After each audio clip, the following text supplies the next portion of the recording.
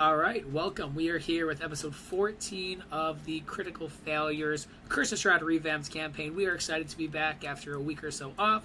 We have Gestalt Frost, Jason John, Gray HP, and yes, Palin Connor. So we have the four of us here today as we are going to be exploring the aftermath of what has transpired in the underbelly of the orphanage of the Valachian town. A little bit of a recap if you missed the last session. We are at the orphanage inside the town of Vallaki. It is a place that has been rumored to be impacted by a paranormal power, some type of entity or some type of oddity that is causing kids to go missing at the area. After interviewing some of the children, after talking to Sister Elra, a little bit of deception from our friends to distract her as we snuck our way down to what was supposed to be a flooded basement, revealing actually a smoky green kind of hued room. As they explored different areas, they found food and bookshelves and fought these shadow-like spiders that were a little bit dangerous, but they were able to navigate through that. Making their way deeper down, they found an area that was covered with these odd herbs, these herbs that are almost like covering a scent, a smell and odor coming from this area. As they made their way down to the lowest level so far of this orphanage. Going inside an area with a giant statue, bones scattered in a ceremonial way, and more of these bundles of herbs filling this room with an aromatic scent, they were greeted with a face. And not a face of a friend, a resident, or anything of the such. No, the creature that has been lurking inside the orphanage, the Crooked Man.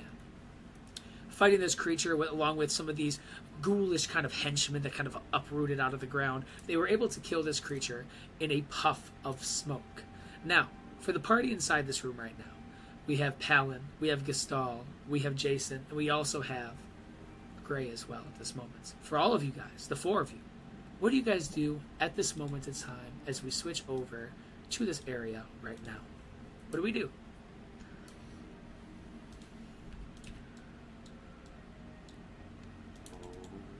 How's everyone doing? Are you guys okay? I'm fine. I'm okay. Are you sure? I see a little bit of your juices leaking. See a pumpkin, a single pumpkin seed just kind of sitting there in a puddle. Oh, my bad. Try and cover that up real quick. I can just imagine this, like, just trying to scoop pumpkin guts back into the gourd. It's gonna be okay. It's fine. Hey, we've all been there. It's just a flesh wound.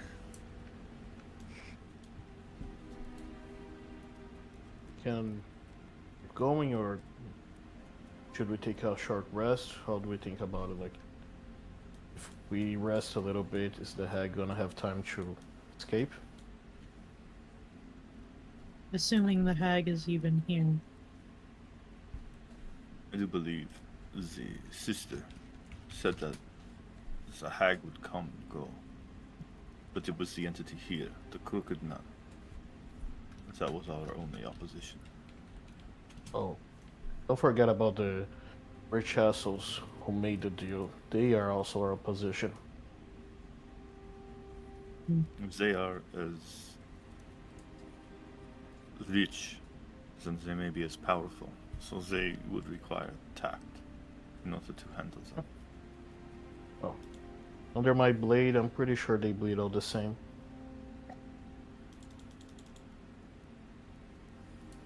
Can I check the statue again and see if maybe after the fight I recognize who this might be?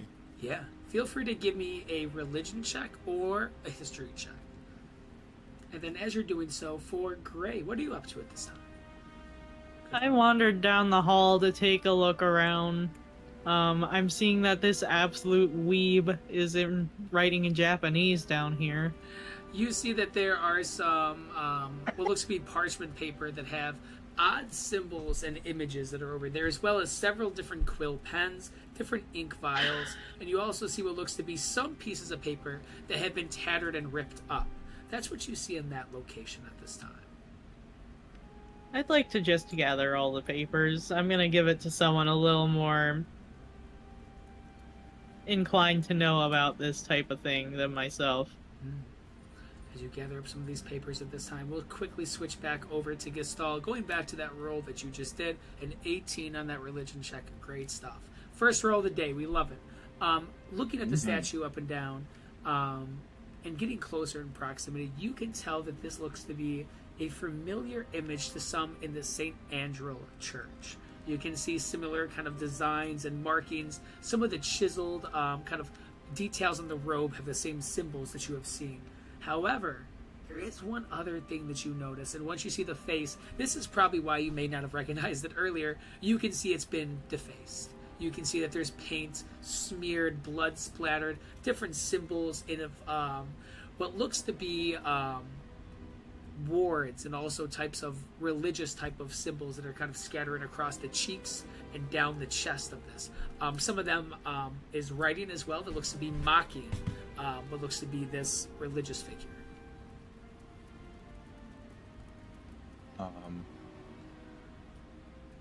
I want to really quickly kind of copy the images, the symbols that are etched there. Not the phrases mocking, because I don't think that's really going to do anything, but the symbols like the runic writing and stuff like that. Just like kind of, I do my best to copy it as accurately as possible. I want to show someone later. Feel free at this time to give me a performance check to see if you can get all the small details and everything on that parchment or piece of kind of paper that you have. A 15, and I'm glad that you rolled a 15, Gestalt, because as you are writing this down, you kind of take your time. It does take a few moments to get some of this down. You notice that are you using a pen or anything specific? I gotta imagine I have, like, I'm an inquisitor. I do investigations, so I probably have a notebook and whatever. I put everything down. For sure. Well, the second as you're writing this, after you go through each one of these runic kind of symbols, you can see there's almost like a shimmer of dark reddish glow that kind of illuminates from your paper after each one that you take down.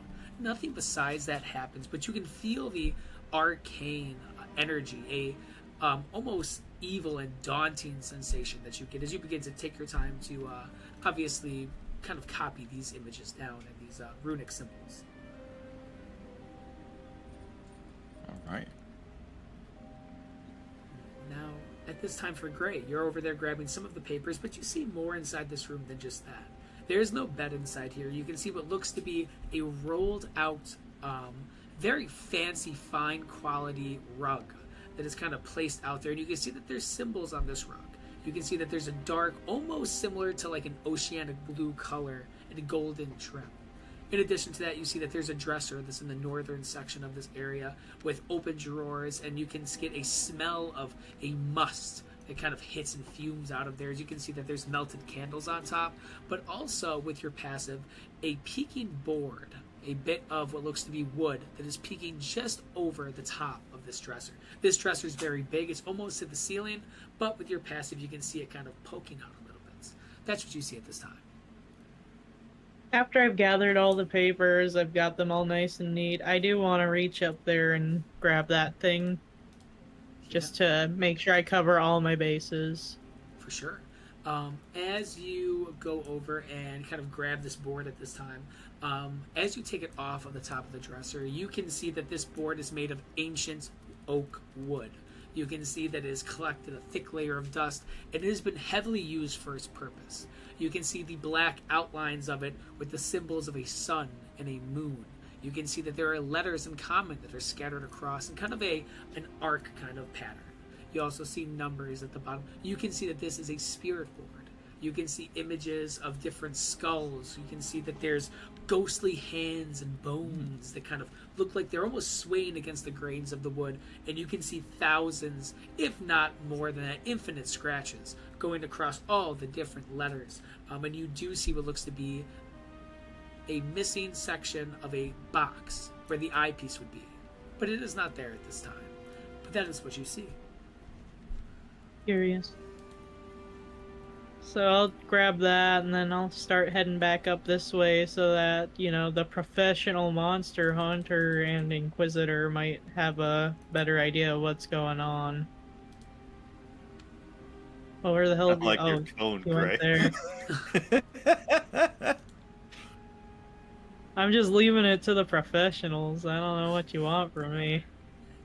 As you kind of mull your way back over towards the open rooms, you can see Palin kind of collecting himself, very kind of bloodied and beaten up. Over there, you see Gestalt by this pattern, or by the statue as well at this time, with the scattered pattern of bones. And then below, south, you can see Jason in the doorway. Gestalt, I have found these papers and also this board. I'm not sure what exactly the papers say, and I'm not sure what the board is used for, but it looks to be well used. Some kind of communication or something. I'll reach out for the papers. And, Yeah, I'll just hand them. Can I read any of the writing on it? You look at this writing, and what you get is... Well, actually, roll a d4 to see which one you kind of look at first. Let's see. Ooh. Lucky number 3.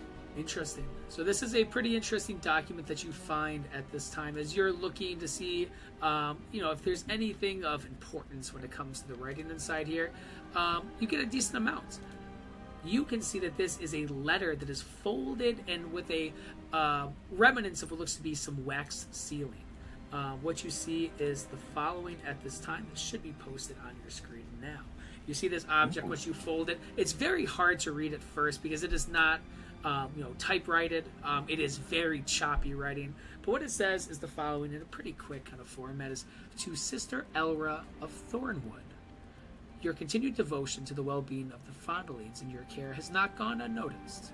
I am most pleased with how the children reflect your discipline, obedience, and respect for those placed above them. In this, you have served the Watcher name admirably. However, I must remind you, politely but firmly, that loyalty must be reciprocated. Your dues for this quarter remain outstanding. I am sure this is mere lapse in your diligence, rather than a lapse in your faith. I trust I need not remind you what would happen should you particular arrangements at the orphanage come to light. You have worked very hard to maintain your position and in the eyes of the community. And it would be a shame to see this reputation burn under scrutiny of the public. Deliver what is owed to the Watcher House within the week, or I shall be forced to make your secret my own, and share them generously. Watcher Stein, Vice Mayor of Vallaki. You notice specifically, Gestalt, with conversations that you've heard inside some of the areas in Vallaki, as well as in the newsletters, Watcher House seems to be a name that kind of carries a little bit of weight around the area. Watcher Stein seems to be a new novel name to you. That's something that you notice with some of your experiences here in the town.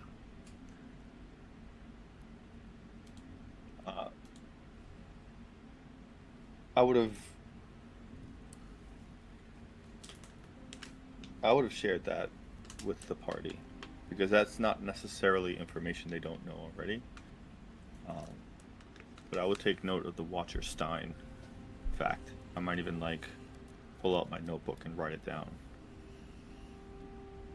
and then I'll try and read the other ones. Yeah, and as you're doing so, Jason, give me a wisdom saving throw at this time. Oh, Jason. Don't be shy, buddy.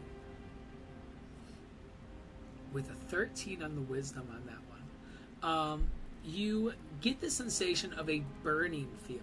The same type of burning feeling you would get with a severe sunburn and the rays kind of blistering against your face. You feel hot and flushed. And you feel a sense of anger as you're looking at the statue in front of you. Not for the defacing of it, but for the statue itself. This is something that's new to you, as this seems to be a figure of perhaps hope or some type of positivity in the community before being defaced, of course. But you feel kind of this anger and bitterness.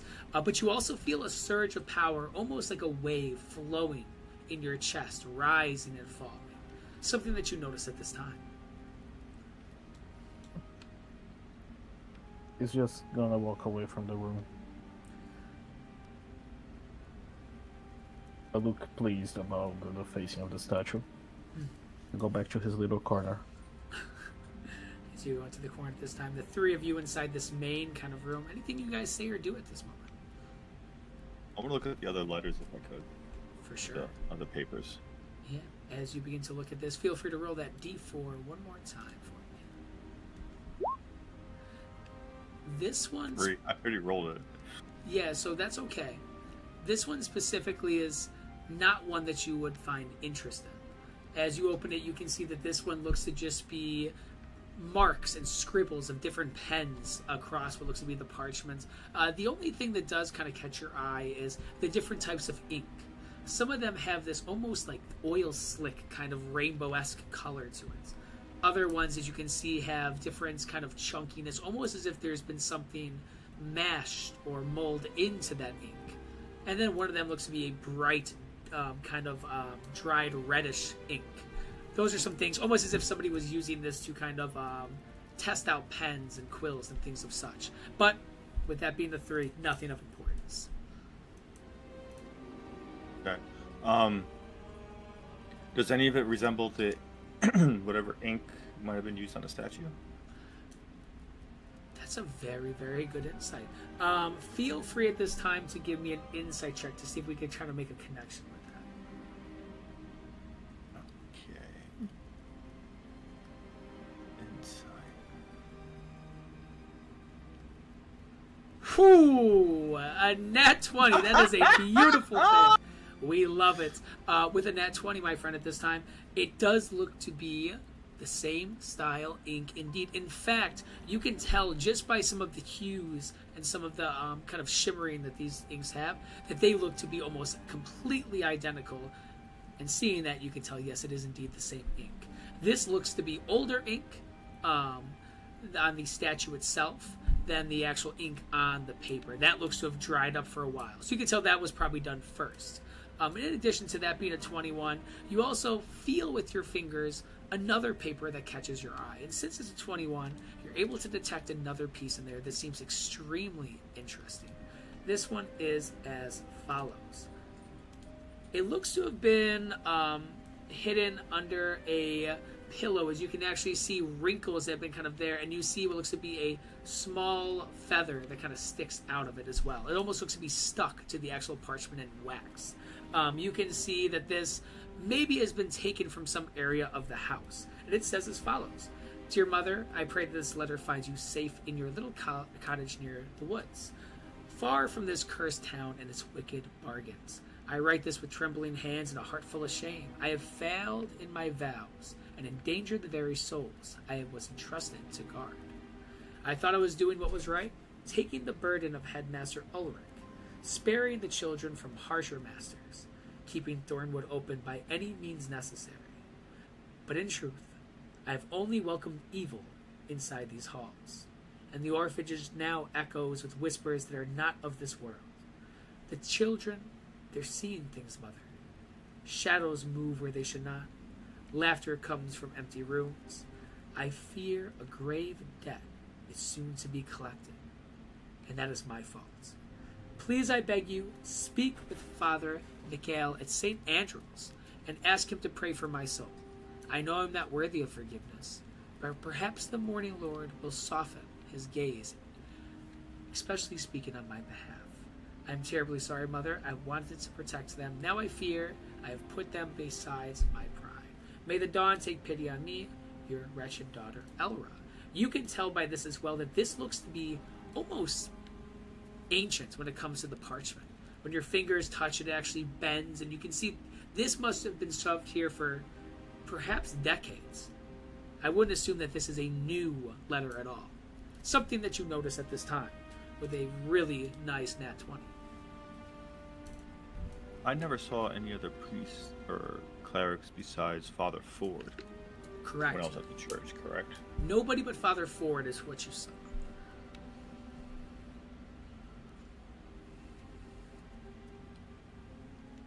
And is there another one, or is that it? There's one more, and no need to roll for this one. This one looks to be a kind of scratching of the statue that you saw in the other room. So yes, there is one that kind of matches that statue that is in that room that you are in at this moment. It does not look to have as much detail, but what you can see is it shows a statue. You can see that it has a silhouette, not a lot of detail, but under it, you can see that there are shades of what looks to be humanoid bodies that are laying there with their hands crossed in a 3 kind of part. 1 at the north, the 2 at the sides. It looks to coincide with the holes that have been burrowed out from those creatures that might have crawled out. That's what you notice. There's nothing in here about additional rooms that might not be visible to us. Nothing about that. Alright. The bodies that did rise up when the Crooked Man was killed, are those bodies still there? Yeah. You can see those bodies are laying there in different states of, let's just say, remains from some of your guys' actions and attacks during this time. But they are there, and they are festering with maggots at this time and decay. As you can see that the ligaments kind of are there strained and stretched, and the smell fills the room, despite all the herbs that are bundled, trying to mute the odor. Okay. I would have relayed all the information that was in that to everyone here.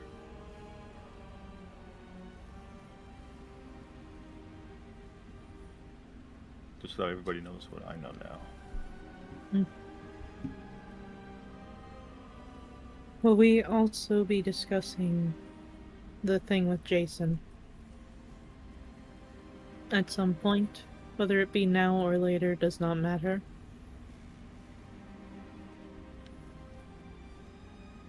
I just thought that was settled. He put it on after he said he wouldn't. And now he's acting strangely. Just as I said he would.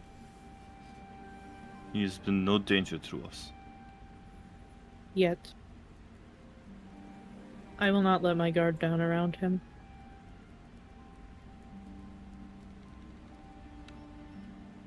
That mask will not let us take it off a second time.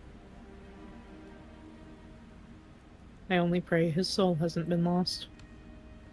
He's not much use if he's a puppet to this thing.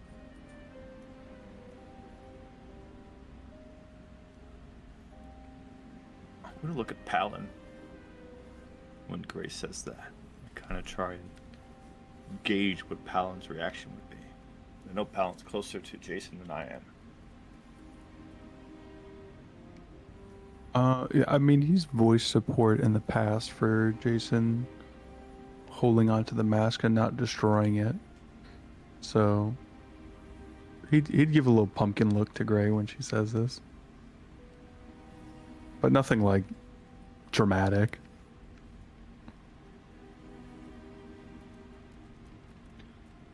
Alright. I'm gonna turn. Get kind of to where Palin is. And this altar is made out of stone, right? Correct, yeah, it's made out of stone, and you can see what looks to be that visible reddish liquid inside there as well. So I don't think we can destroy the stone. But is there like runes on top of it or anything? Or is it just kind of like... Is it like all one piece? Or is it like a stone slab on top of a base? It looks to be almost like a block of... It's not made of marble, we'll just use that as reference. A big block of marble with this chiseled kind of top to it. There's no separate pieces to it. However, talking about ruins, you can see some ruins across the top that are the exact same as some of the ones that you have drawn on that parchment earlier, or in your journal earlier. Alright. Gonna try and bash them with my axe and see if I can break the runes. Yeah, feel free to do a strength at this time. And as you're doing so, Jason, are you just hanging out inside that room, or did you make your way upstairs at this time? Is there anything in this room, or is it just Yes. nothing? It looks like it's just a closet. It's a very small room, Jason, as you make your way in. and we'll describe what you see in there. But first, for Gastal with a 14, you begin to kind of bang into this large marble this time, and it doesn't seem to be doing much besides leaving these kind of white streaks of chipping that you're slowly kind of chipping the ruins. You're not going to be able to obviously go through the stone, but you are kind of breaking up some of the symbols on them. There doesn't seem to be any arcane hue or anything of sorts, but you are doing some small kind of progress on this ruin at this moment. Okay. But As soon as I'm like do enough that like most of the runes are kind of like scratchy and not like as clear as they were before, then I'll leave it where it is and walk out. yeah, after we'll probably say 5 or 6 swings at this time, you can just see Palin as you see sparks, sparks, sparks, as he begins to slowly kind of work this ruin at this moment. For Jason, as you're sitting inside this kind of closet, you kind of look inside and you can see this room is pretty much barren and empty.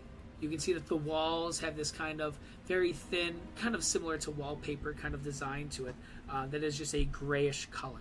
In doing so, you look inside for a moment, and with that wisdom check from earlier, you begin to see what looks to be 2 bluish eyes, these almost orbs that kind of turn inwards, that is actually hovering and floating on one of the gray walls in there. They seem to be piercing and looking in your direction, and you feel almost as if there is some type of mental or cognitive tie between the two of you. You feel like your eyes glancing over at these eyes. You feel as if there is this invisible string as you're looking at them. Is there anything you say or think or do? Yeah, Jason's gonna try to touch like the wall where these eyes are. Oh, My man. my man, Jason. As you're doing so, Jason, at this time, you begin to get closer and closer, and in doing so, you notice more details the closer that you get. You get a few feet away, and you can see what looks to be a smile of light beginning to illuminate as you get closer.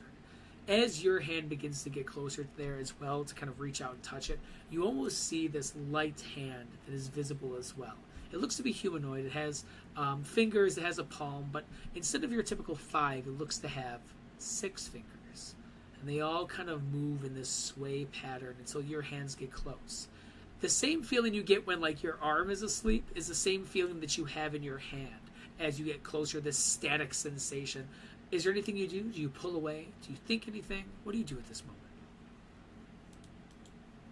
moment? He's gonna think to the mask. Is this you?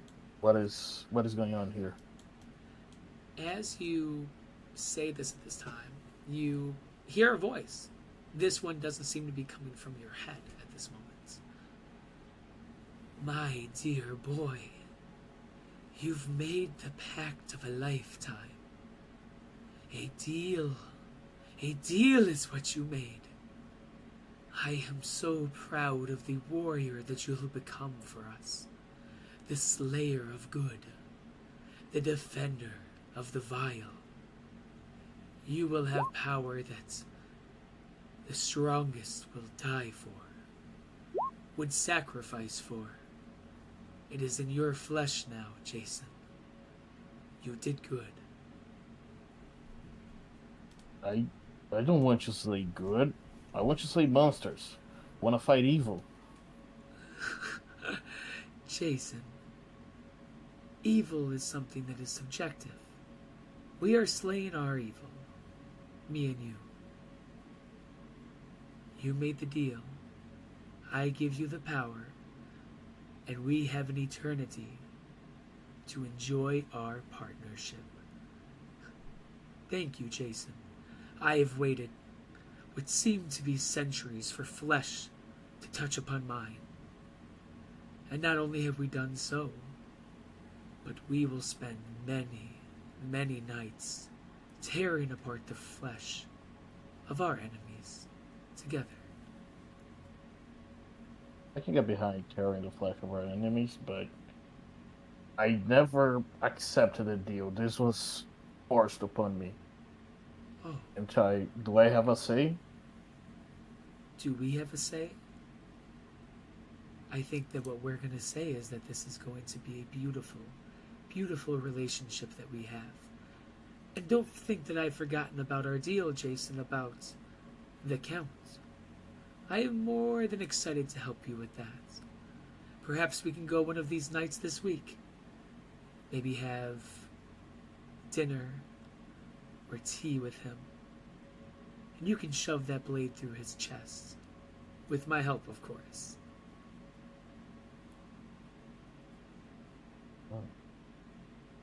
I would love that. So would I.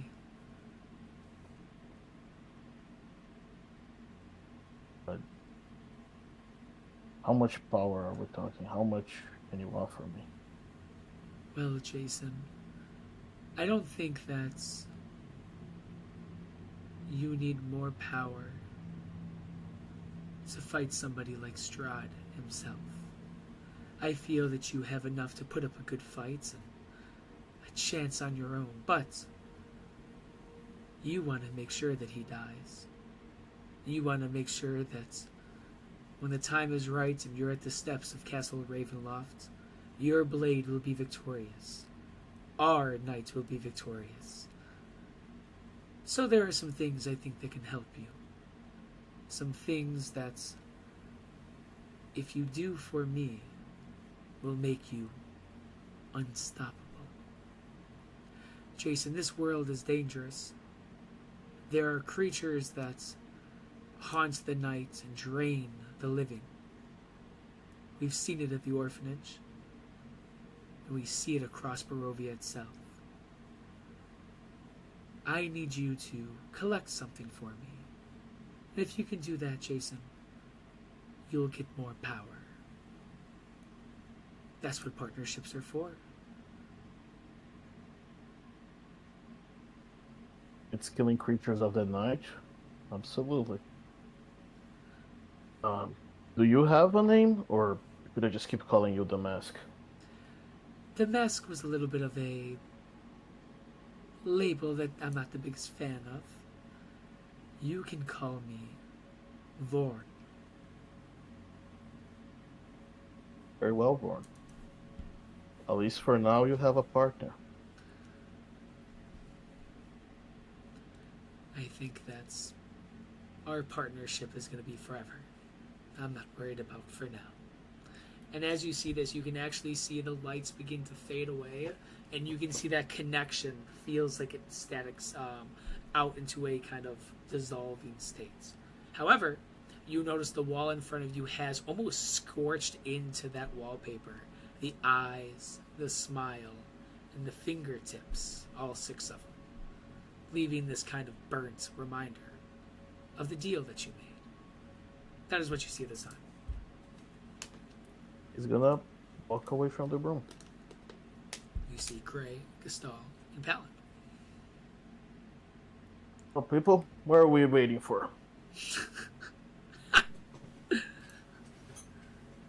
come out. Is Jason still actually wearing the mask? You look, and at this time, you kind of look across his body, look at his chest. You can see at this time he does not have a mask on. Hmm. And it doesn't We'll seem look to have over. any marks either. Like, you don't see, like, it's, like, not melted on. Like, it looks to be just him when you see. I want to look over at Gray. See if Gray sees the same thing I see. If I remember correctly, during the fight, when he put it on his face, we saw it kind of just merge in, didn't we? You saw it merge into his skin. You saw it put onto the face, and then in moments, you actually saw it almost, like, bubble and dissolve into the flesh. Yeah, so I'm just gonna look back at Gastal and shrug my shoulders. It's too late now to fix it. There's no taking it off anymore. I wasn't really And looking at Jason turn to fight. Yeah, Grace just gonna shrug her shoulders, so you can interpret that however you want. But she's gonna head upstairs. We've explored everywhere we need to. Or can, really. Well, the crooked man dissipated into smoke, right? Correct. All right. Oh, real quick, I want to grab that knife that was there on the altar. I don't know if I still had it or not. Oh, yeah, It was like the You can I grab did that. give you the spirit board, by the way, and I'm gonna say this out of character rather than in character, but I'm pretty sure that's the planchette right there on the fountain. Maybe. Would I have noticed that with my passive? We'd say with your passive, you probably could pick it up, and we'll just say maybe at this moment, given the spirit board, you probably could make the connection. Oh wait, I've seen something that relates to this in there. It looks to be a kind of old antique wooden piece for it. You can see there's nothing extremely odd about it. It just has kind of the glass kind of visible kind of round sphere part, and you can see that old similar wood, but nothing that seems to be odd besides that. It just looks to be old and beaten up. All right. If I would have noticed it, I would have taken it. For sure. As you grab it at this moment. Now I'm carrying like a suitcase and stuff. I was like, yeah, they're just getting all the junk of this place. Palin, though, just really quickly with you, my friend. You do see a mask on Jason. No one else does in this room so far. Okay. You see it's on his face, and you can see that there is, it almost looks as it's just placed in there. It doesn't look to be, sucked on there, kind of melted or mended on. It just looks to be when he placed it on for the first time, long days ago. It looks like the first mask.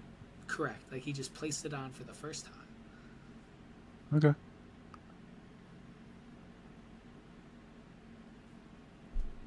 I will understand that he is wearing a mask. Yeah. For the four of you guys this time, what do you guys do? Follow Gray. All right, Gray. At this moment, where are you going, Gray? Just up to the main floor, or are you going anywhere specific at this moment? Well, as far as I'm aware, we don't have anything left to do here, so I'm just gonna walk upstairs, see if Gestalt is following, and just kind of go from there. He's kind of the lead investigator on the situation, so after I've kind of been like, okay, whatever, Jason's lost, she's just gonna look to Gestalt for guidance about what to do next. As far as, like, whether we're leaving the orphanage or not. I do not need to look at anything else, so I intend to go at least to the first floor, and I want to talk to the child that I spoke to earlier, who gave me the information. For sure. As you do so at this time, you guys make your way back up to the main floor of this orphanage. And in doing so, you guys notice that all the children are there kind of scattered about, just doing various activities. And you see Sister Elra has been kind of standing right next to one of the pillars inside this room, waiting patiently as you see she watches as you guys enter. She goes, "Is it over? Did you do what you needed to do?" Yeah, we fixed your mess. At least part of it. I'm sorry. If I knew if you need anything, I'm extremely grateful. I'm willing to talk about some of the things that we've experienced. If you want. You know where the people that you made the deal with? Do you know where they live? Do you know where they keep the hag? She kind of looks back and forth, and like at the kitchen, she goes, "If you want to talk, we can talk in my office." I'm sorry, just. I want to talk now.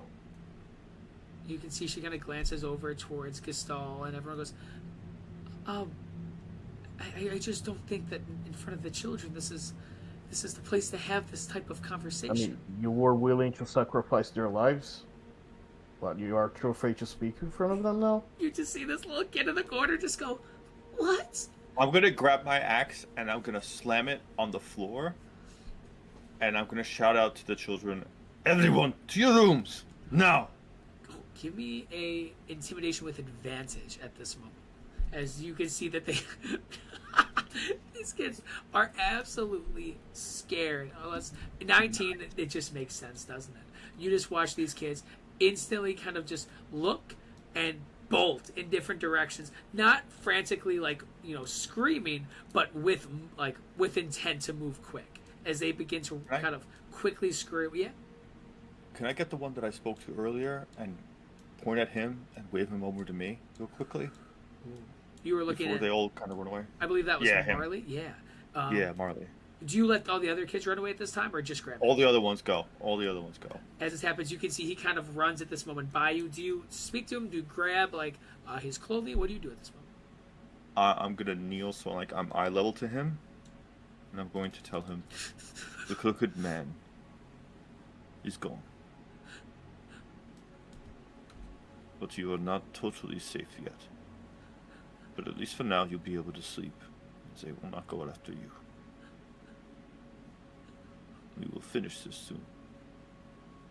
What are you gonna do with the headmaster Elra? She has some questions to answer. Was she good to you?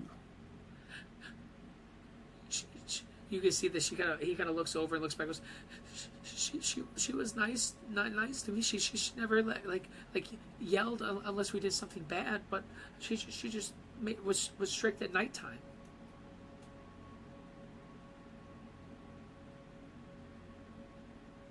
I will take that into consideration.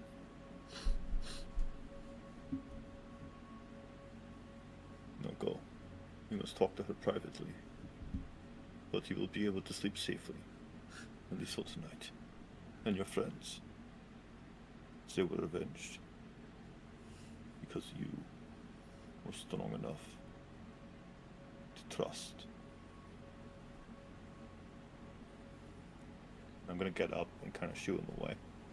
He just goes. He glances for a moment, kind of just processing everything you said before just bolting, kind of running right by Gray Jason. You could just see him just running towards the door, going upstairs to go into his like bed quarters up there.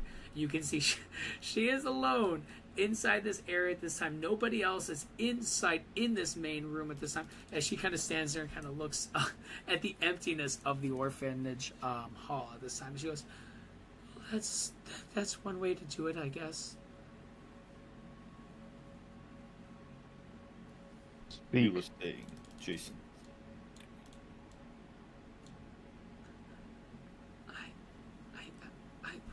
Where do you want me to start?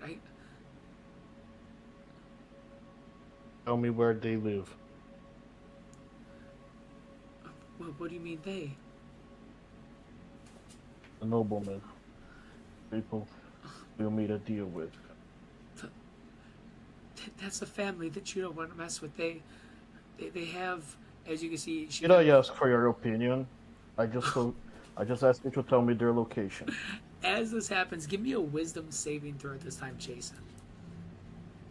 Okay. Yep, it's patently bad. It's a 7. Oh, It's not bad. It's an exciting. You hear a It's voice whisper inside your brain saying, "Kill this bag of bones." Whoa. Can't you do it? Do it. Yes. Do it. So Can't- this Jason would fight against. Like he might be angry towards this woman, but he like doesn't want to kill her. Or Are you resisting the words of the mask? yes, I'm not gonna kill this old woman. Is there or at anything? least Is there anything you think first, Jason, before you try to resist? Anything you try to talk to the mask for a second with, before we might have to do a couple rolls of the dice, my friend? he's gonna say she's not a threat. It was just used. We need to kill the people that are using her, not just a puppet. She's a murderer, Jason. She signed those children's lives away. She's the one that fed them to the beasts. Can't you see that, Jason? I thought you were a monster hunter. Look at the one in front I of you will kill the enslaved. beast. I would slay the beast, not its puppet. Not the only person who is taking care of these children. But I just kill her and then what? They lose the orphanage, they are here by themselves. Well, you better be right about this. Or else we're watching a monster walk away. You feel releasing the tension on the shoulders. Okay. The He's gonna take a step back. Just in case anything happens, he doesn't want to just instinctively kill the woman. if you're asking about the hags, I can tell you more about them. I know a lot about them, but I wouldn't talk to the Watcher House if they know that you know anything about this. My reputation's over, and then I still lose the orphanage.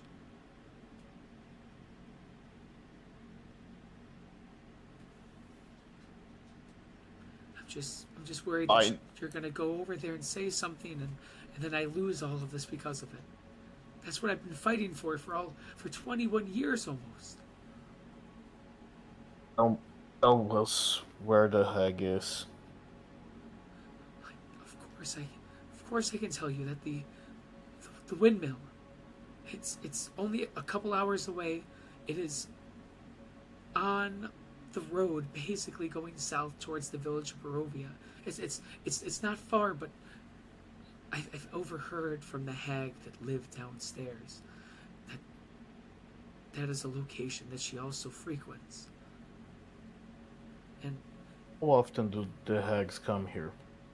it only started a few months ago. The whole thing with the deal was something that I signed about 21 years ago. I made a deal to try to have enough food for them and to make sure that they had everything that they needed, and in return, every 7 years I was supposed to give a favor or sacrifice. And he said it would be nothing to be concerned about and nothing to lose sleep over.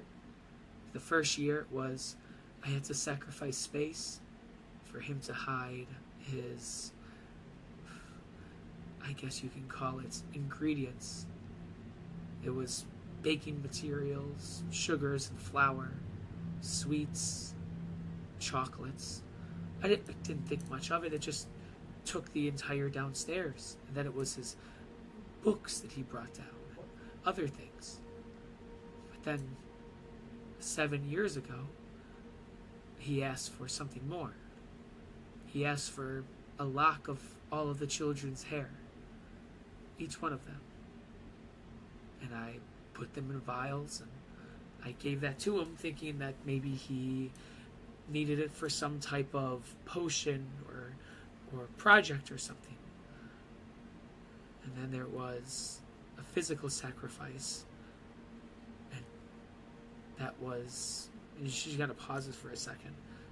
What this is, he said that he needed something more, and that a familiar face would return to collect 3 souls.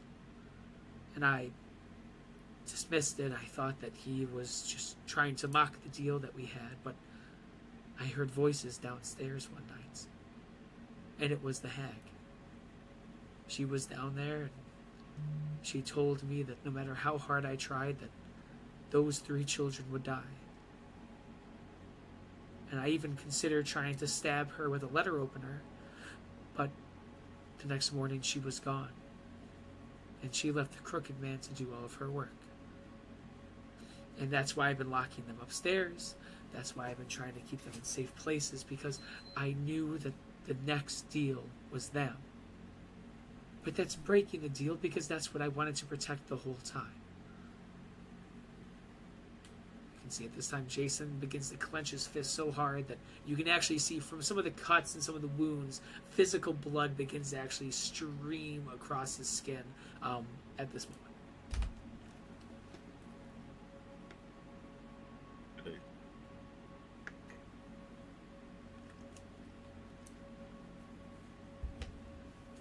Gray. You can see Yes. she looks over towards Gray. Can you cure a very grievous wound? I can stabilize. I cannot heal. That was more your sister's wheelhouse.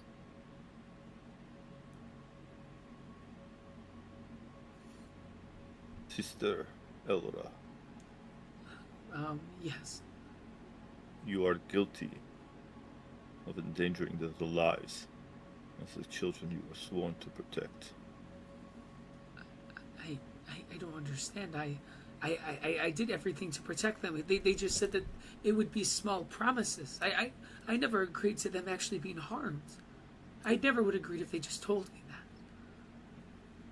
You still wish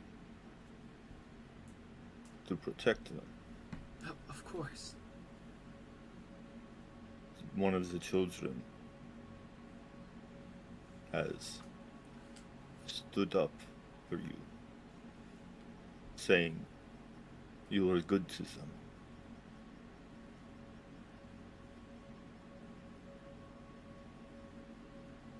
I'm gonna pull out the letter that she wrote and show it to her. Instant perk of the face, the eyebrows raise. You can see that there's a frightened yet kind of surprised look. She goes, "Where did you get that? I've been looking forever for that." It was in the basement, in a little room tucked in the corner, in that area where the crooked man was, along with several others. They must have stolen it. You still wish to keep these people, these children, safe, and you should ensure that you do not wish to lose everything. Correct. Of course. Of course.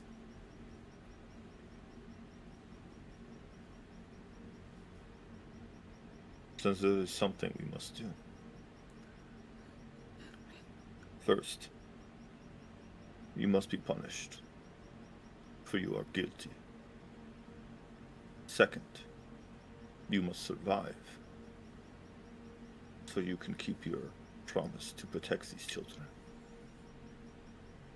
What's the nature of your punishment is what's going to give credibility to what we have to do.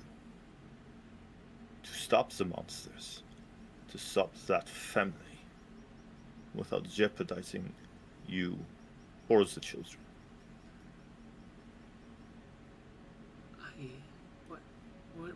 What if I just tell you where they live? I can tell you everything I know, and I can just provide you all of that as some payment. And if you want, I can help in any other way.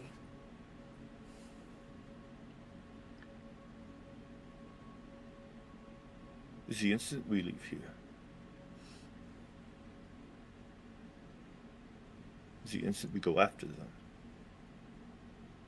the first things they will do is blame you. And you lose everything. This is a lesson in forgiveness. This is your chance, and I'm gonna slam that letter down on like, I believe that's a table? Or is that like a pillar? Those are pillars, yeah, but you could still slam it. There are the kind of these like grooves that kind of come out. You could just kind of put it there. That could be a spot. Yeah.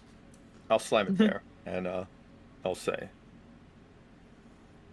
I could very well end your life for that. That is within my boundaries of my authority. But if we're going to do this in a way that protects these children, then we will do it my way.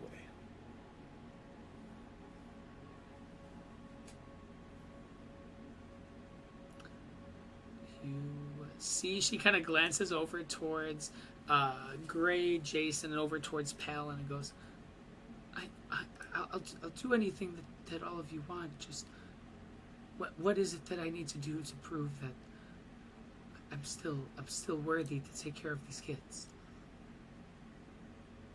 Tell me which arm is your dominant one. Sir, but excuse me? I can guess for myself. Or you can tell me which arm you would prefer to keep. She looks over at Palin and company to see if there's any reaction out of the three of you. Are there anything you guys say or anything? Jace, I'm real serious.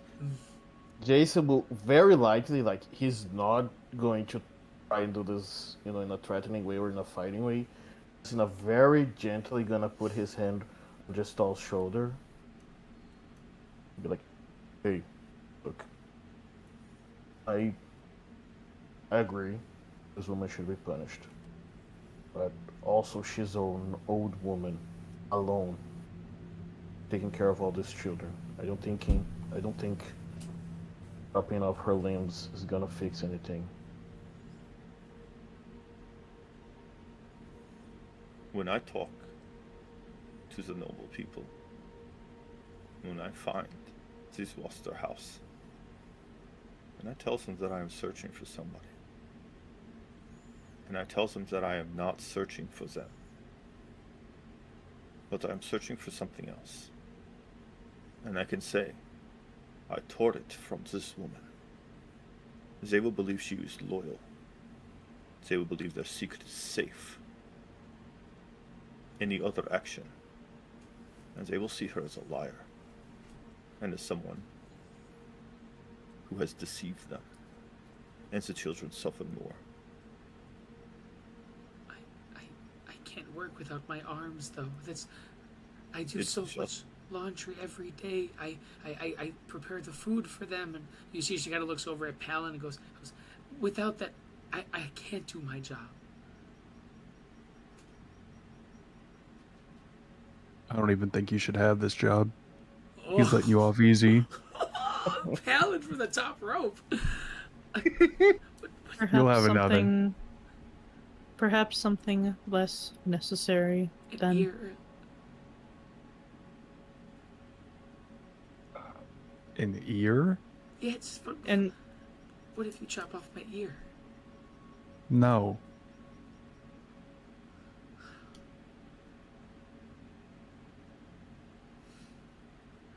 I don't know then. I need my arms and legs. And she kind of looks Pick. over at Gray and goes, you have to understand, I won't be able to do my job. I'd be out of here in a week if I didn't have those. as I said, will- perhaps something less necessary than her arm. An eye. How about that? And she kind of looks over towards Gray. Does that satisfy you, Gaston?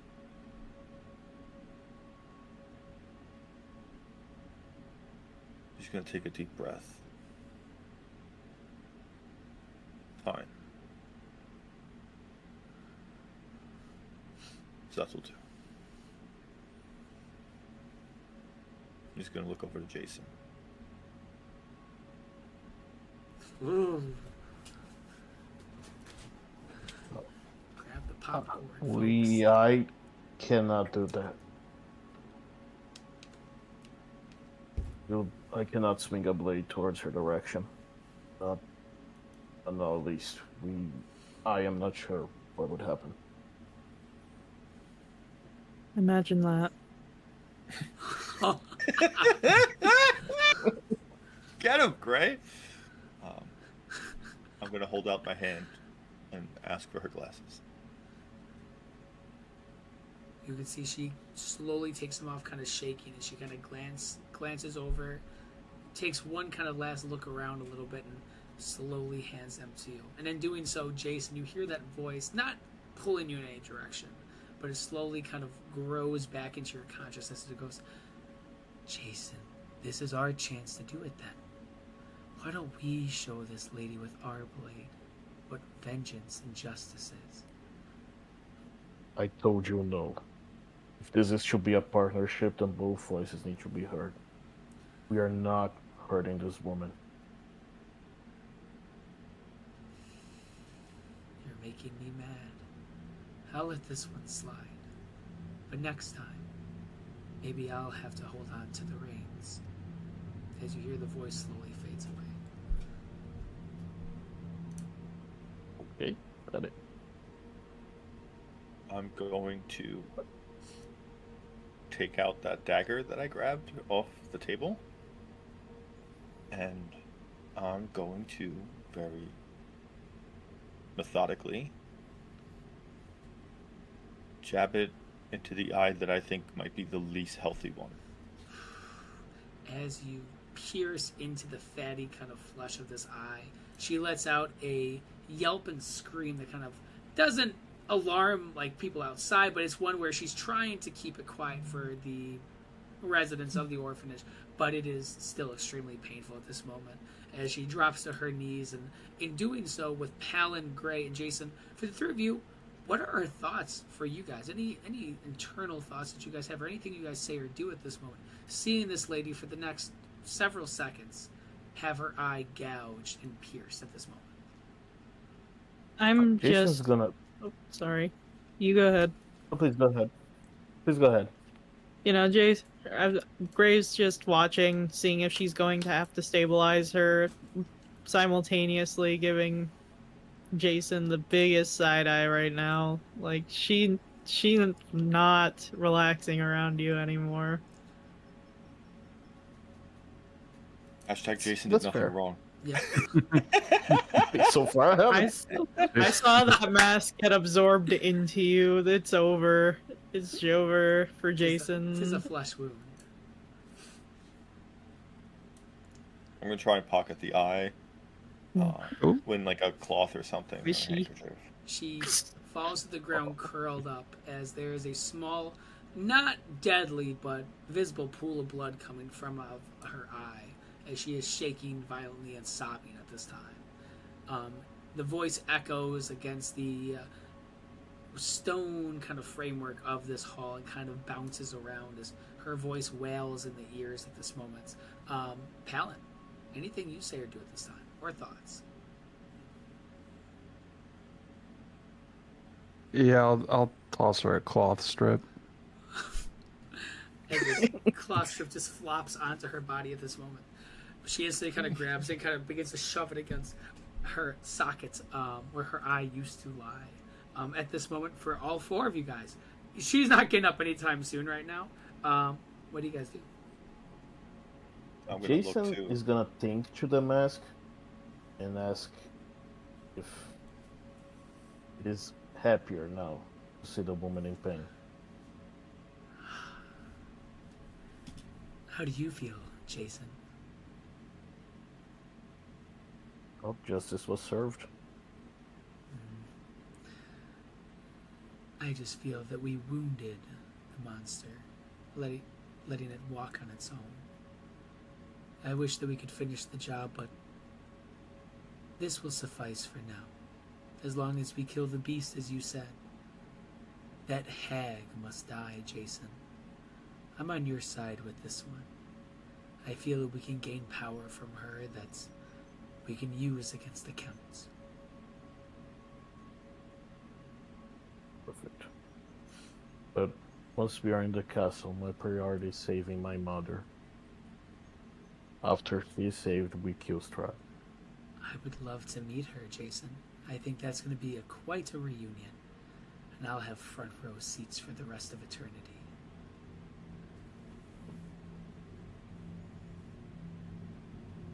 Sobbing on the ground at this moment. As you can see the lady, Sister Elra, is sobbing as Gray begins to take a moment bending down, and with a touch, you can see that the blood stops pouring out at this moment from the wound, and she is basically in a stable condition at this time, as she is there and she is still sobbing. She's probably not going to speak for a few minutes, so if there's anything you guys want to do or any conversations you guys have, unless you guys leave or wait for her to recover.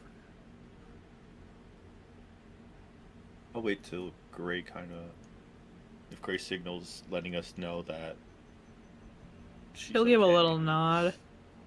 You know, just it's done. I'll start leaving.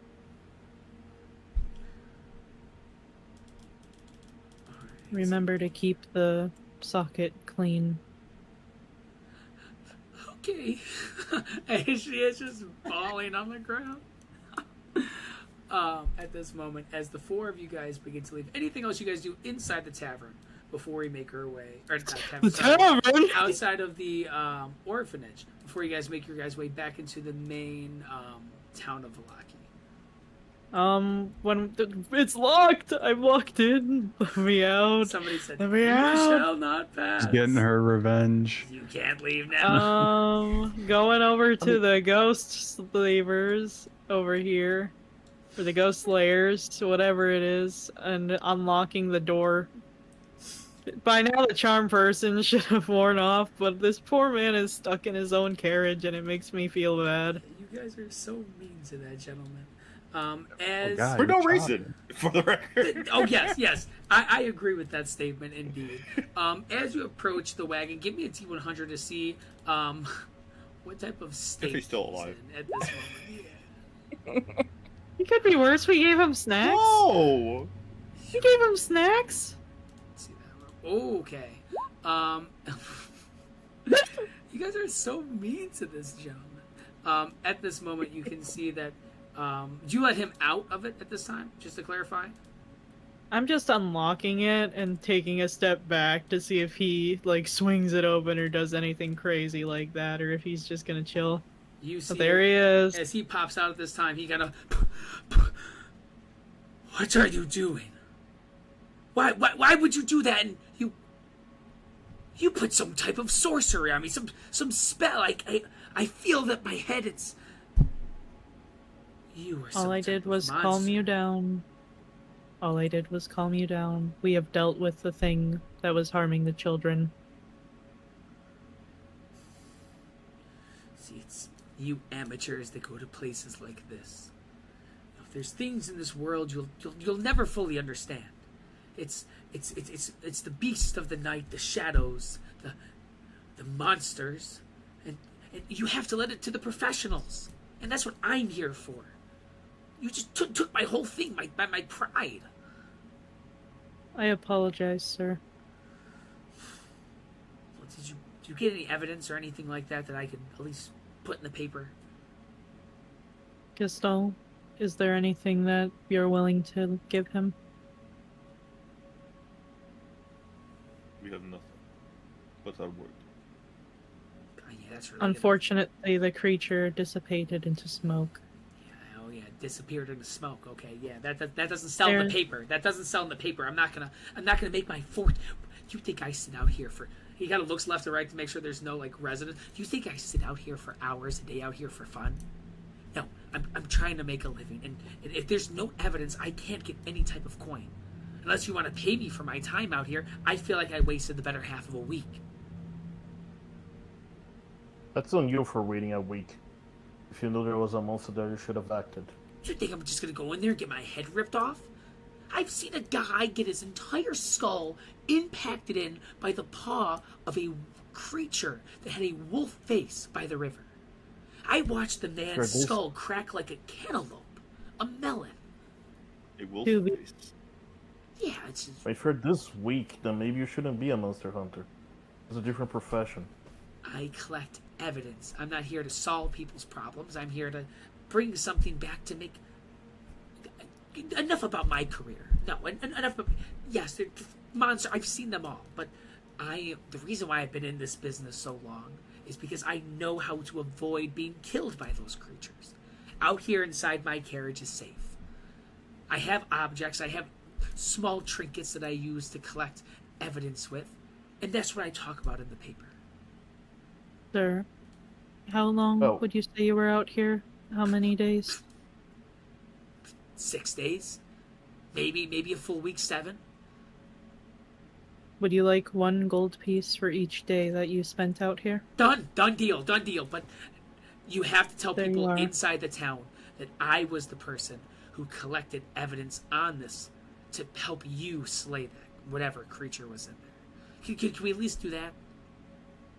I was at least like a setting, like a foundation piece for you. If you want, you can actually do this for us, for real, instead of, in a lie. What do you want me to do? We have the location of a hag. If you would scout it for us, I can promise to give some payment. Where would this location be? It's not outside of the windmill. You're talking about that abandoned piece of property that has just been splattered across the kind of across the rolling hills of Barovia. That windmill. You know, people die there. Last time I went down there by the carriage, I saw 4 people hanging. If you're this much of a coward, you can just say no. No, I'll do it. I'll do it. I'll do it. Would you throw a coin in? 1 gold coin for the whole job. You can see he just kind of looks at you for a moment and goes, "Friend, you can throw a few more bones my way." I have given him 1 gold coin for each day he has spent. That is enough for him to have a modest lifestyle. Just throw She already paid it. 2 more coins in and we'll call it a deal. You get 2 coins and I don't beat you. That sounds like a win to me. As he kind of grabs the coins, and this time he goes, "Windmill, when do you expect to be there?" He's gonna look to the rest of the party. Not today. I do not believe that Palin can handle it. He's looking a little mushy. I'll be all right. I see an indent on the pumpkin. You see Let's say maybe 2 days and we go there. 2 days. What do you guys think? Is that too much? That sounds agreeable to me. It gives 2 days of scouting, 1 gold coin each day.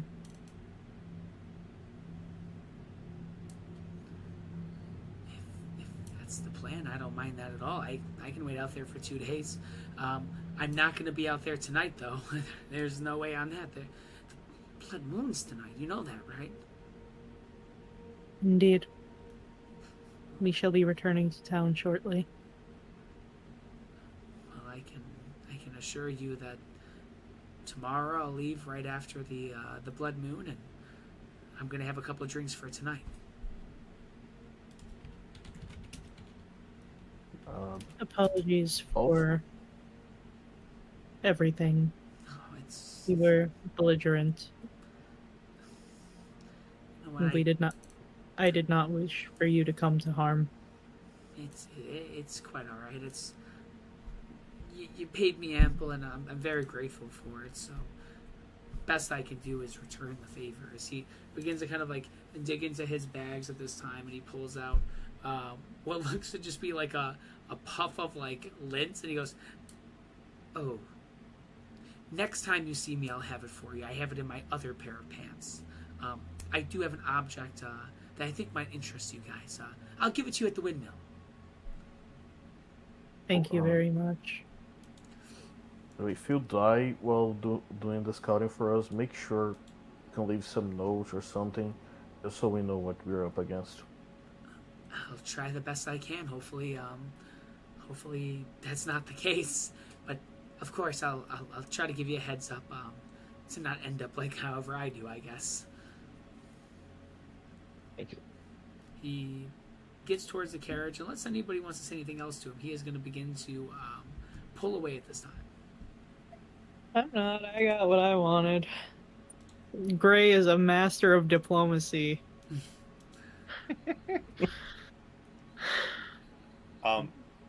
If we're all gonna head back to the church, which I think we are, I would like to talk to the party about a few things. Uh-oh. Let's talk and walk and talk. Let's walk and talk. Is As soon as this a conversation for Gestalt that you want to have on the way there, at this location, or at the church, just so I can get the right map? Are there anybody out in the city right now? People are either helping out in the town square, get ready for the festival, or they're at their jobs. It's a lot emptier than it has been because, for reasons unknown, they have to work overtime to fix this place because somebody vandalized half of it a couple sessions ago. But yes, that's why less people are on the streets at this time. Okay, so I will first off say I spoke to Irina earlier today. She would like to spend the evening with us in town. She has never been free to do her own actions. She would like to see what others do, and she wished to do so with the only peoples that she knows, which is us.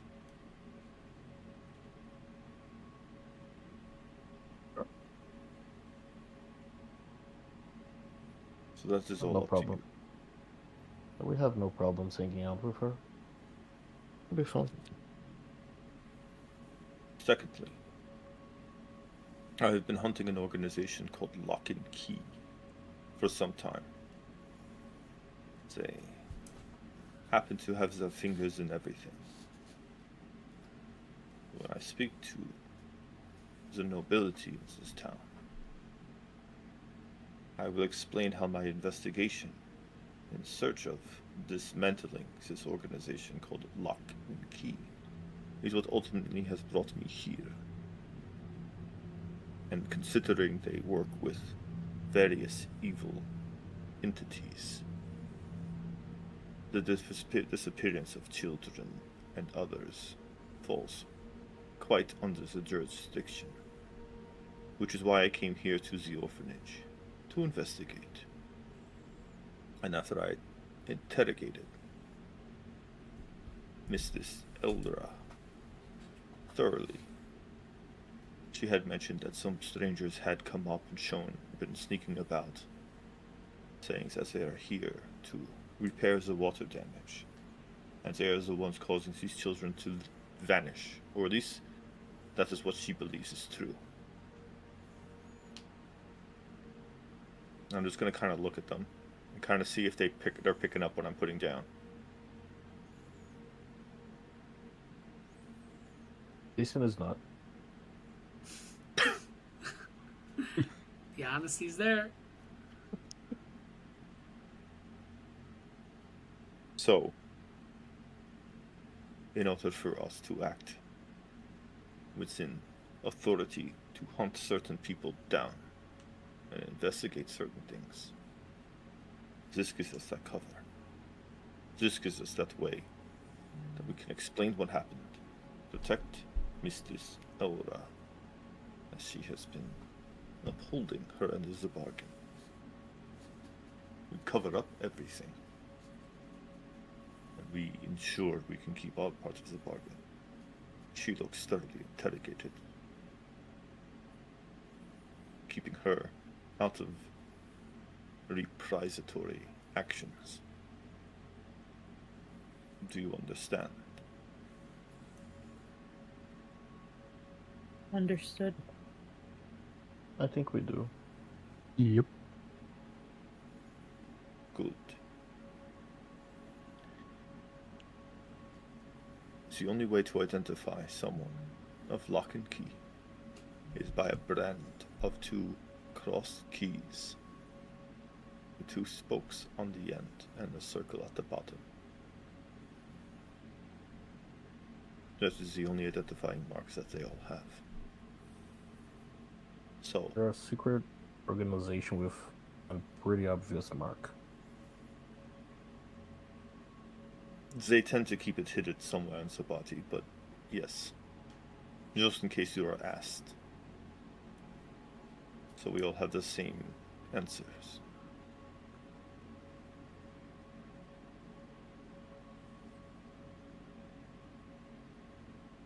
This gives us the availability to do what we need to, and to speak who we need to find out where these important people are,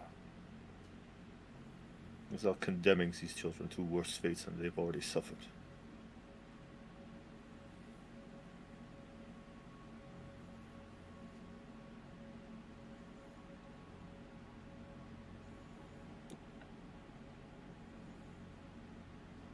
And I'm going to keep walking to the church.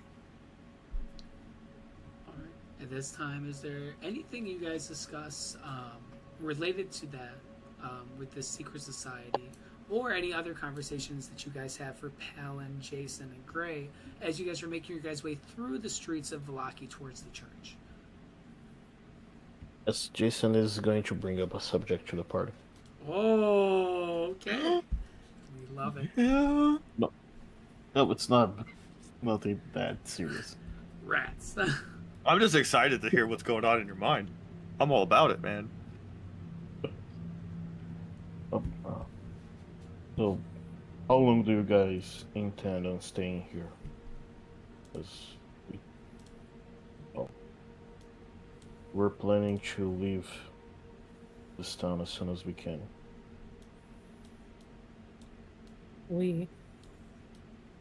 Sorry, I need to leave this place as soon as I can. My mother, she's trapped in Castle Ravenloft, and I intend to set her free.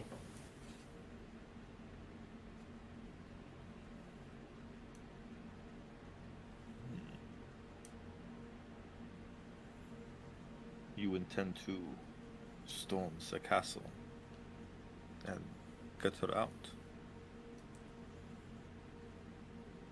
We aren't planning to just storm the place, break down all doors, and kill Strahd and take her. If our plan is successful, we won't even meet Strahd. Just sneak in, get my mom, sneak out, get stronger, kill Strahd later.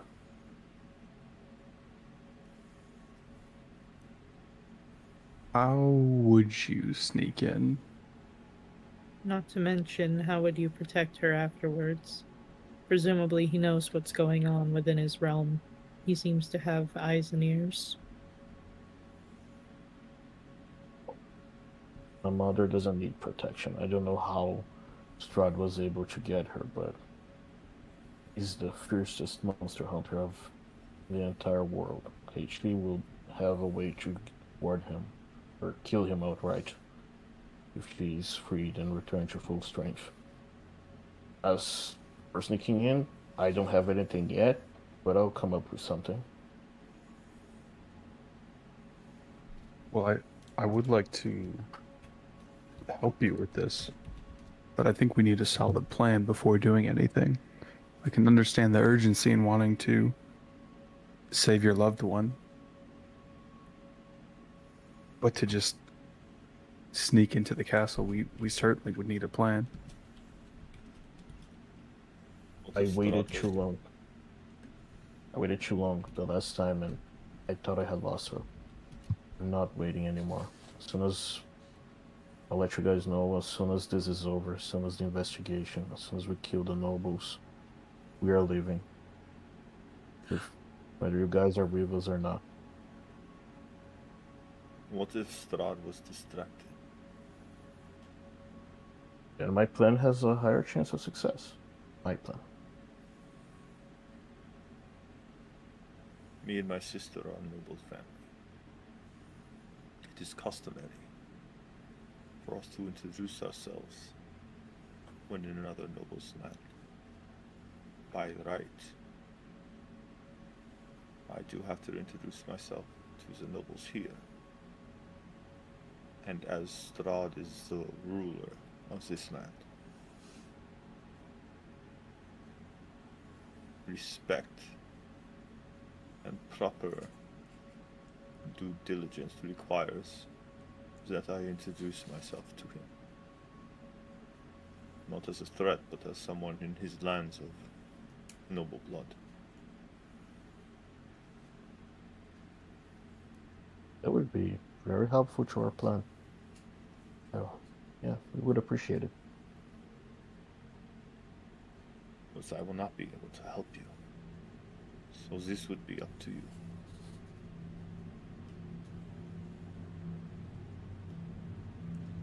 Like I said, we can figure something out, so if you distract Strahd long enough, I'm sure things will work out.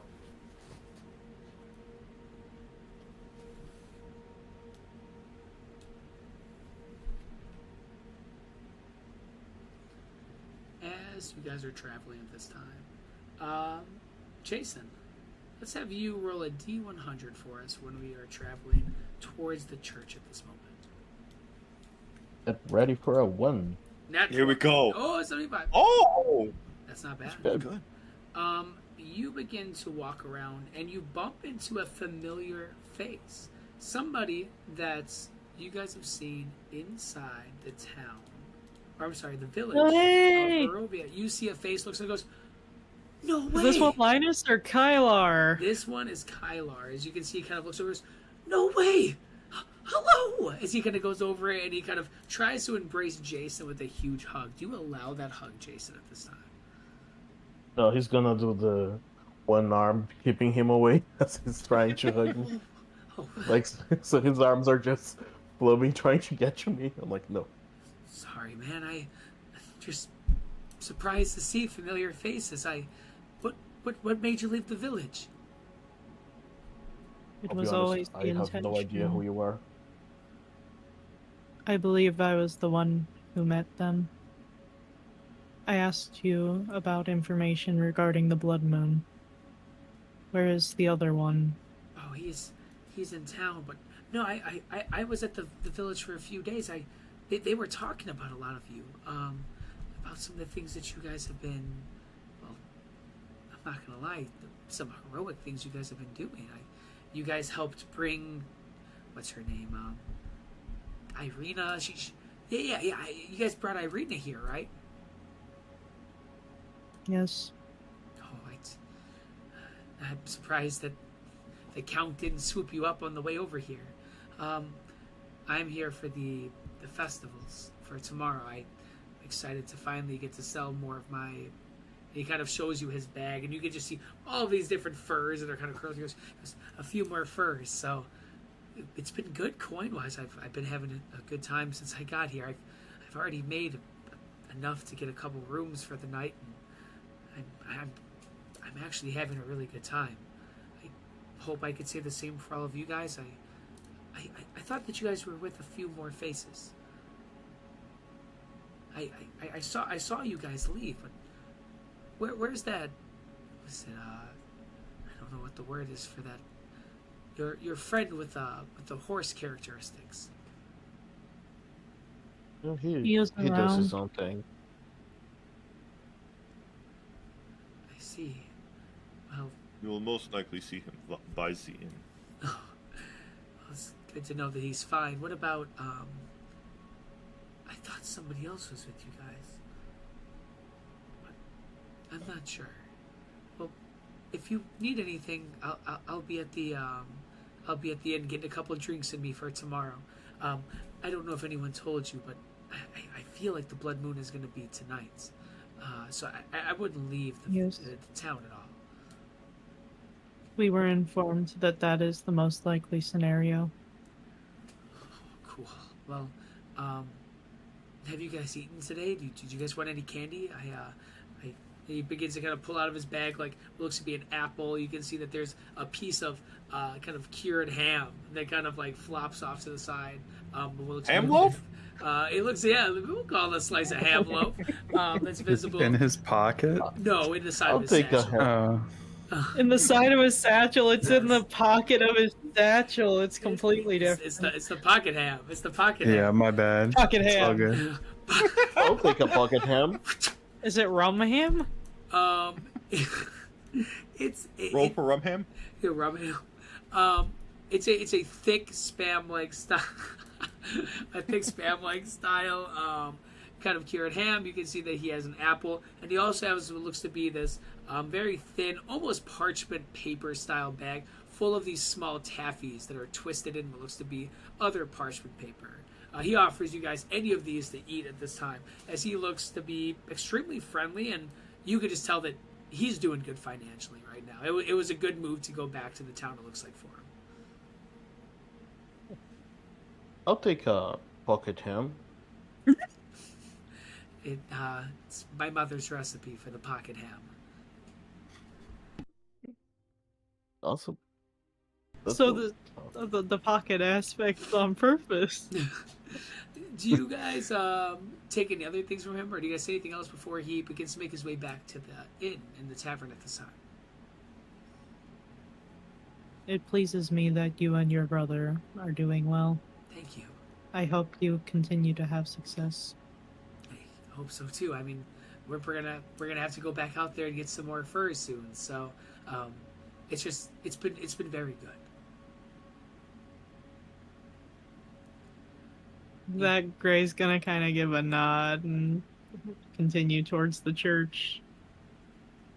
That's their destination. For all four of you guys. You guys all head to the church at this time? Perfect. Okay. And at this moment, as you guys make your guys' way over towards the church at this moment, you guys can see St. Andrew's Church is in front of you at this time. You can see the doors are closed, some illuminating lights from the inside. You guys are more than free to enter inside if you guys would like, or if you guys would like to do anything else or any other conversations at this moment. Just following Gestal's lead. He's the local churchgoer. Is there a rope on the floor? So that's the same thing. The one over there, that's a rope that goes up to the bell that's at the top of the church. Alright. Is there anybody else in the church besides us? You see up in front of you, you can see what looks to be a priest. A priest that looks to be a little bit familiar over here by the altar. You can see a man that has kind of hair that kind of slicks back in a whitish, grayish kind of coloring. You can see a large kind of priest robe as well, and a beard that protrudes out. He seems to have a quarter staff or some type of staff made out of wood in his hand. As he is there, you can see he is polishing what looks to be a golden kind of goblet that he begins to kind of take his time to kind of clean up and make shine before he pours what looks to be this thick red wine inside as he begins to take a sip and nod slowly. He's not looking towards you, he's looking this direction up north towards where that rope is and kind of what looks to be all these different painted murals on the back wall.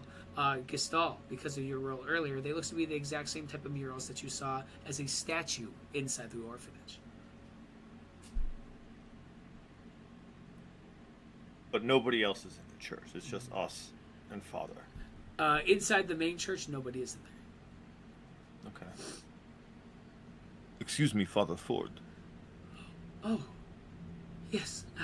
How are you? I've been thinking about our last talk, and I found it very, very inspiring. I've been focusing more on my craft and a little bit more energized.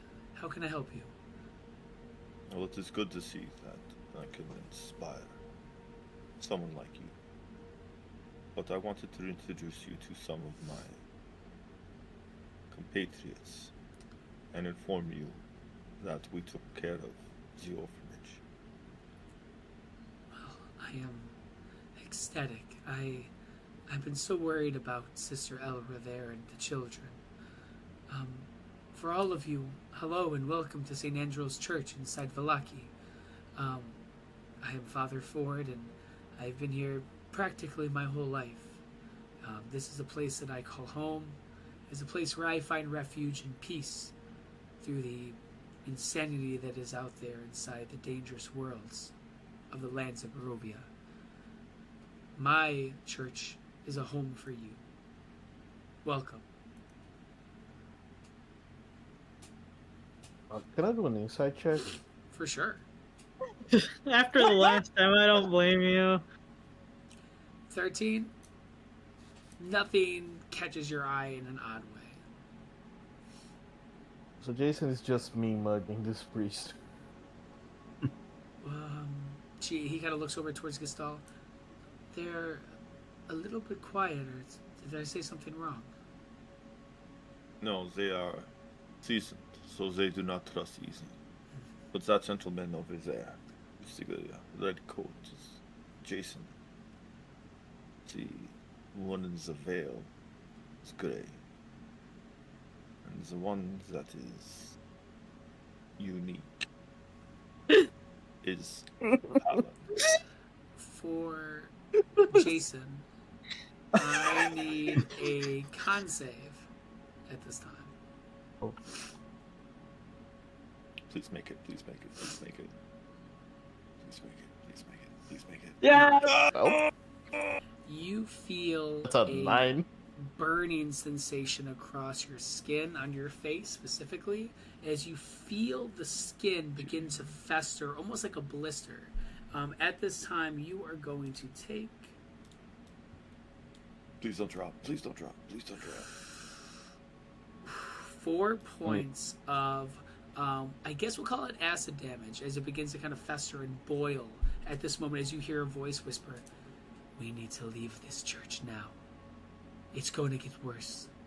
walk out of those doors. I'm gonna leave, guys. I don't. This place is bad. Wait. I gotta Palin, you watch your friend just walk out as the father looks towards Gasol and goes, they take a lot, it seems like, to get comfortable with somebody. But if you all need anything, please let me know. As you watch as he just walks out of the doors and out of sight, he goes, oh, and there he goes. He is new to this area. And he has a lot of things going on. But I wanted to show you this. And I show him the letter that Sister Elra wrote to her mom. Oh my. She was involved in this? I believe she was, and I do not believe she was aware of it at the time. But before I ended up here, I was hunting an organization called Lock and Key. And they dealt with vile entities such as this. After reading this and dispatching of what I believe was damaging to these children, I interrogated her. And in doing so, she had confirmed that it was an organization, it was people that showed up and made this deal. And I am not aware of when Father Michael, was here. But I imagine this was quite some time ago.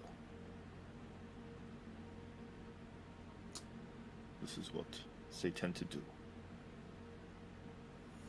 Father Mikhail. He was... That name is almost as ancient as the walls of this church. That was one of the fathers, I believe, centuries ago here. He was banished from St. Andrews. Centuries ago. Yes.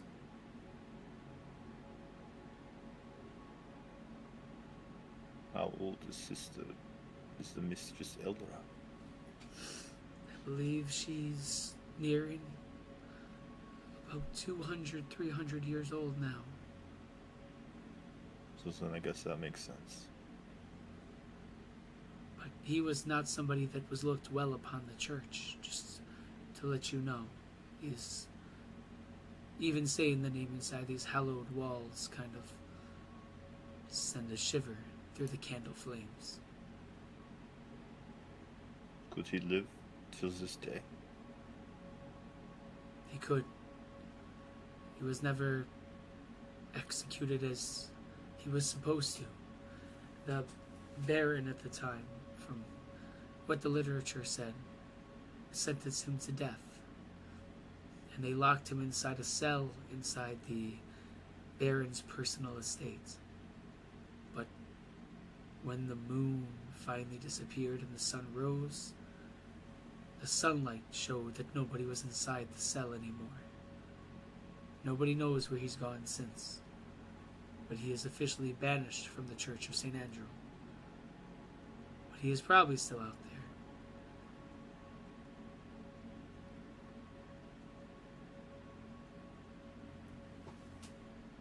there. I also found these writings on a disfigured statue of Saint Elder, and I'll show him the writings. And it was used in the ink that is dried on this paper, and I'll show him where it matches. Do you know what any of these say? Where they would come from? These are ruins, these symbols that I've only seen from some of the hags across the lands of Barovia. I've seen small artifacts brought back from adventurers of past. On my expeditions going down to the village of Barovia and back, I've seen small things, tablets. I've seen etchings in tree stumps, and they all kind of look just like this. Typically, wherever the hags have lived or resided, these are almost considered stamps for their stomping grounds, almost like their lair. The last one I've seen was painted on the side of the windmill, just south of us. I've seen one of them near the lake by a tree stump. And I think the oldest one that took me the most chills was in the woods. There was, I could still smell it, a body that was burnt, and scorched into the back was one of these ruins. It's their way to leave a mark, to let people know that they were there. There's 3 hags that I deem evil inside the lands of Barovia. And being enemies with them would be a death sentence. Unless you're safe inside St. Andrew's Church, of course. That's why I feel so open to talk about this. And I would if we go after one of the hags, the other 2 will come after us. Correct. And the other issue is, if you kill one, which some of them have been killed before, you only have 7 days until they're back, rebirthed. So you would have to kill all 3 within a week.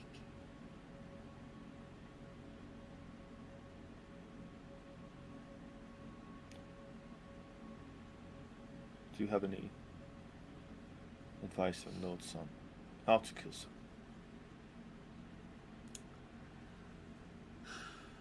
You need to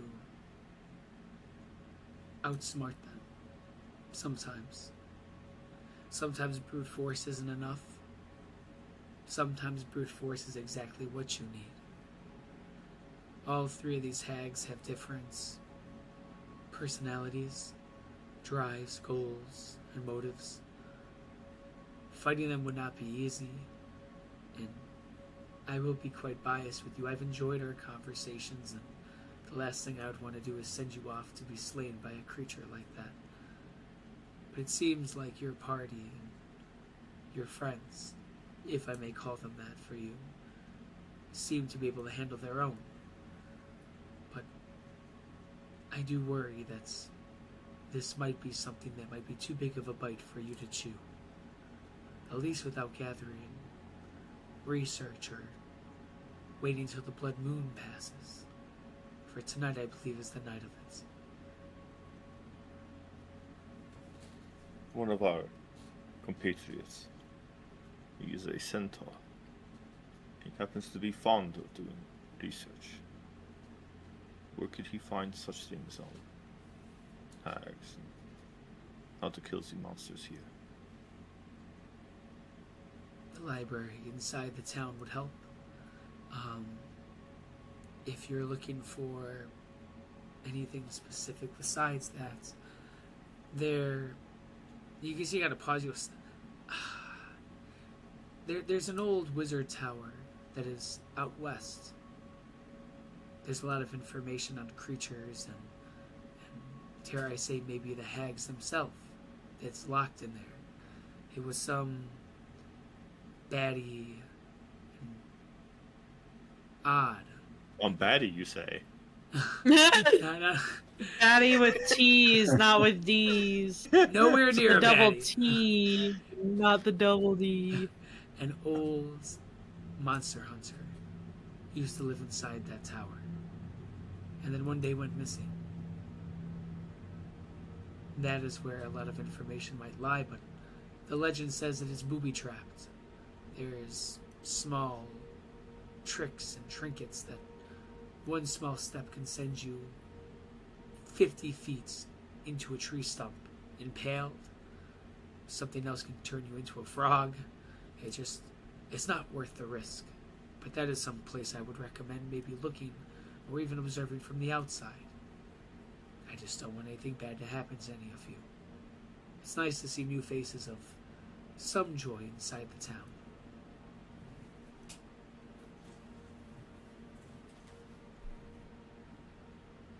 You do happen to come across anything about killing any of the monsters here? Vampires, hags, anything else? I would encourage you to share that information for her. It is my responsibility to root out such evils. Jason has dedicated his life to killing monsters. I can give you some information that may help. The vampire lords need to be impaled to be slain. So don't think that's a spell of arcane ability or a blade slicing through their flesh would be enough. They need to be impaled. The werewolves inside the mountain ranges up north by the Ember Temple, they typically don't pose any threats unless you are traveling any of the woodlands up north. They need to be attacked with silver. And any type of demonic creature or spirits, the only way to cleanse them would be to burn sage after they are vanquished, or salt poured upon their bones. To save their souls, all the literature says to burn the bodies with flame, but in Barovia there's no saving souls. At least not yet. And that's the hopefulness and optimism that I have. But that's all I know about some of the creatures. Everything else, I think a blade would suffice.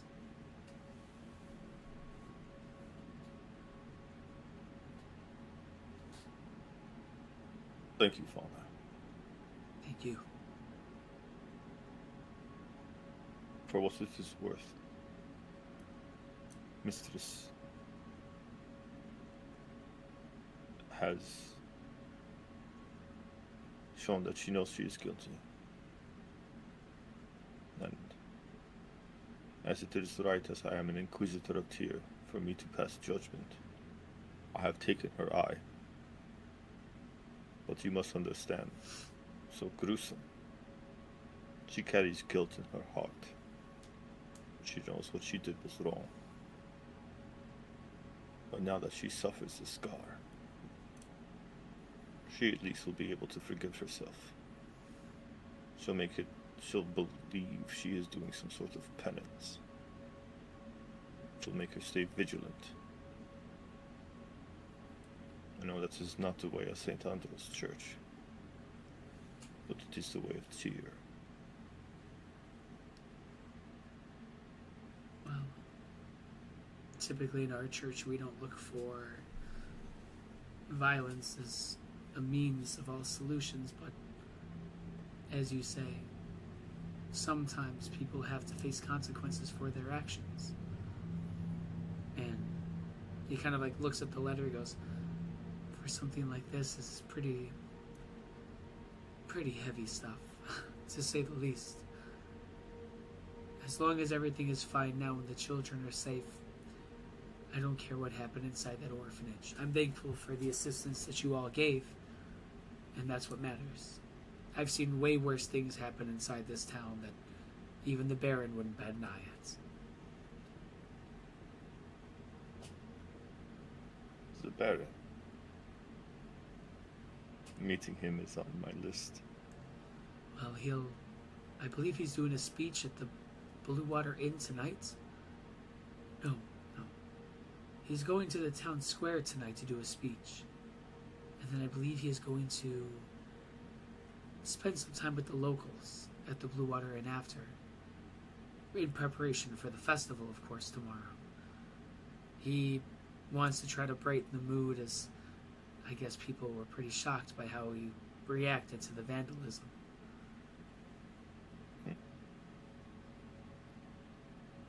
If you see Irina,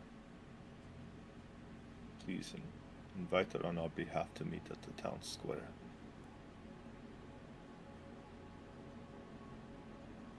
I'll make sure to do that. She needs to get out and get fresh air. Ever since she's been back, she has been inside of her room, unpacking. Finally, we were able to have one of the servants help take her out to go shopping in the town. So she's out and about, being able to see some things, which is needed. But she's been cooped in that room since she's been back. I would like to take you up on your offer and stay here for the duration of times that I am in town, so I can at least ensure that you will be brought home safe. Would it just be you? I'm going to look at Gray and kind of see what Gray says.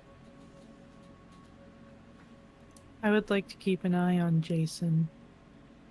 I am fairly certain that his visceral reaction to the church was not out of disdain for you, Father, but rather a more personal issue.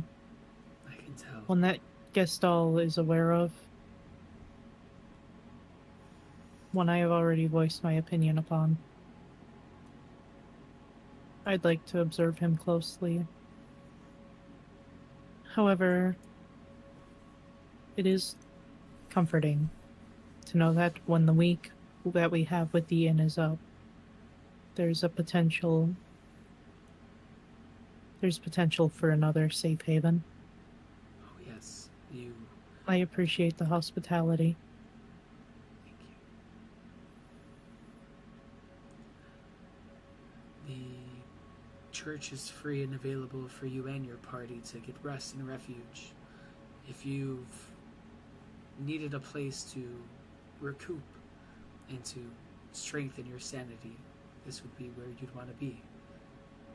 The church pews are all I really have available, but if you have bedrolls or buy any type of blankets from any of the shops, they will suffice.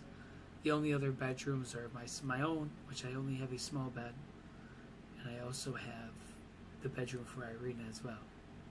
But you're more than welcome to use this main church pew as an area for anything, as long as, of course, when morning comes, that you either store your stuff or pack the bed, or anything that you have in there. It'll be more than fine. It's okay. Very well. He begins to kind of move around at this time and begins to head down south. For Palin, our pal Palin. At this time, Yeah. you go and leave that front door as well and kind of make your way over towards the front where Jason is. As you see Jason out there, Jason, would you like to describe what Palin notices with you out there at this time and any conversations that you guys have as well? He would see Jason just touching his face, make sure that it's no longer burning. But other than that, he would just be trying to get a hold of his thoughts.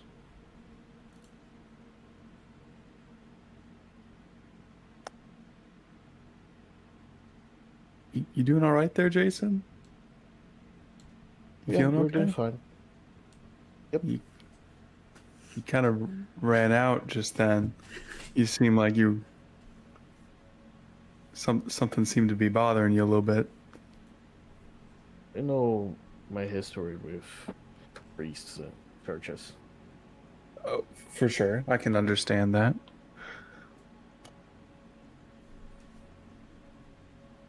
And, I also, there was something in there that I was aware.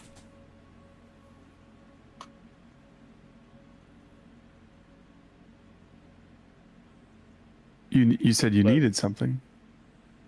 No, I said I was allergic. I don't like Allergic? what is in there? And Is it maybe there's some type of dust, or I don't know. Could be the Little lint.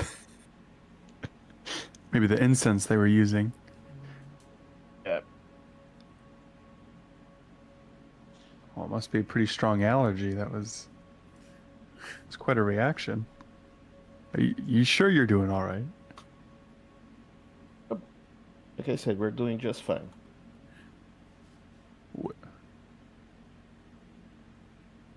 You said we? You also notice at this Said I. time, Palin, small little grooves of blisters that are still barely visible, almost like peeling like sunburn on his face.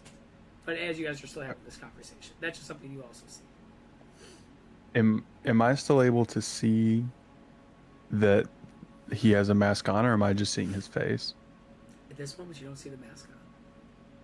I do not see a mask. Mm-mm. Okay.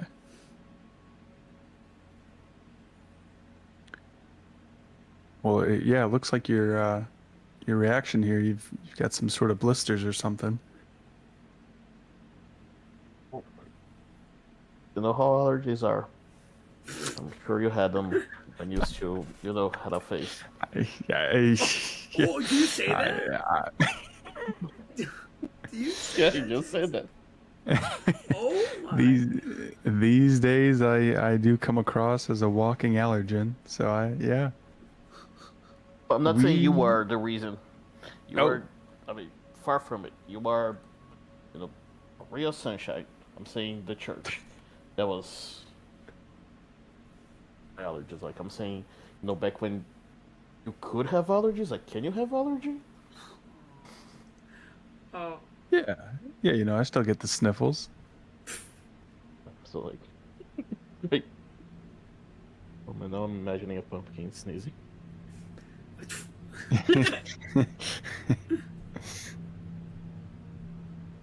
No, but thank you for your concern. I'm doing fine. Okay, well, it seems to be to be quite a reaction. So maybe we shouldn't go back in there. I can head back inside and see what the plan is, but maybe we go back to a tavern or check out that festival. I know you said you're trying to leave soon, but Yep, no, I'll only leave after we deal with everything.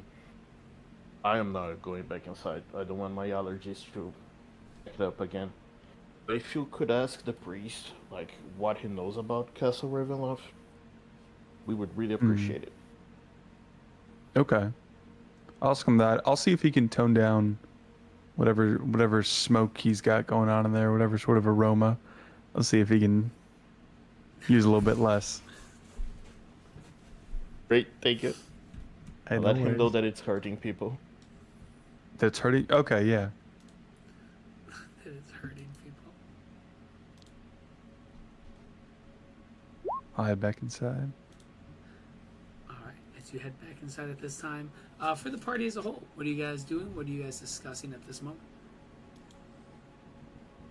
I'm not discussing anything. I'm kind of just. Suppose I'm getting ready to leave if Gestal's just settling in for the night. No, I'm just sitting here and waiting for a little bit. Just trying to clear my head about what I have to do next. If Priestman is free, I'll talk to him a little bit. For sure. You see the priest is up there kind of watching as people get situated. As he kind of approaches, and you can see his eyes raise, not like a disgusted or a bad way, but just kind of like, oh, like as you begin to approach this one, he goes, well, hello, I believe that we haven't really been introduced, have we? No, not officially, I suppose. My name's Palin. I'm with Gestal here, and Gray. You were talking with them earlier. Yes, it's very nice to see you, and I'm glad that you're seeking refuge with a group like this inside of St. Andrew's. It's a place that's safe, and I also will say it's a place that conversations like this are safe from the ears of the counts. You can say Strahd's name here, and you don't have to worry about anything being attached to it. So, I hope that Really? gives you some reassurance. Yes. What provides such a protection? Well, the bones of St. Andrew, they are buried on the property of the church. No undead can enter inside as the bones are still here. What did Saint Andrew do that, even in death, they're able to provide all this? Well, the biggest thing is defending against the evil. In the worlds here at Barovia, we've always had evil being the presence of ruling and power. St. Andrew was somebody who slayed and fought against that, pushing against the bounds of good and evil, despite the challenges and despite the obstacles that were in the way. That is something that I think for all of us is a symbol of hope inside this area, this land, this town. His bones are blessed by many, and for centuries all of the priests inside this church have continued rituals and blessings, whether it's with herbs and sage, oils, tonics, and waters, things to make sure that the bones carry its vibrance, its protection. And that's why this place is so safe, and that is why I find it a blessing to be the father when it comes to Vallaki. Did he fight against Strahd directly then? No. Well, maybe, but nothing in the official literature.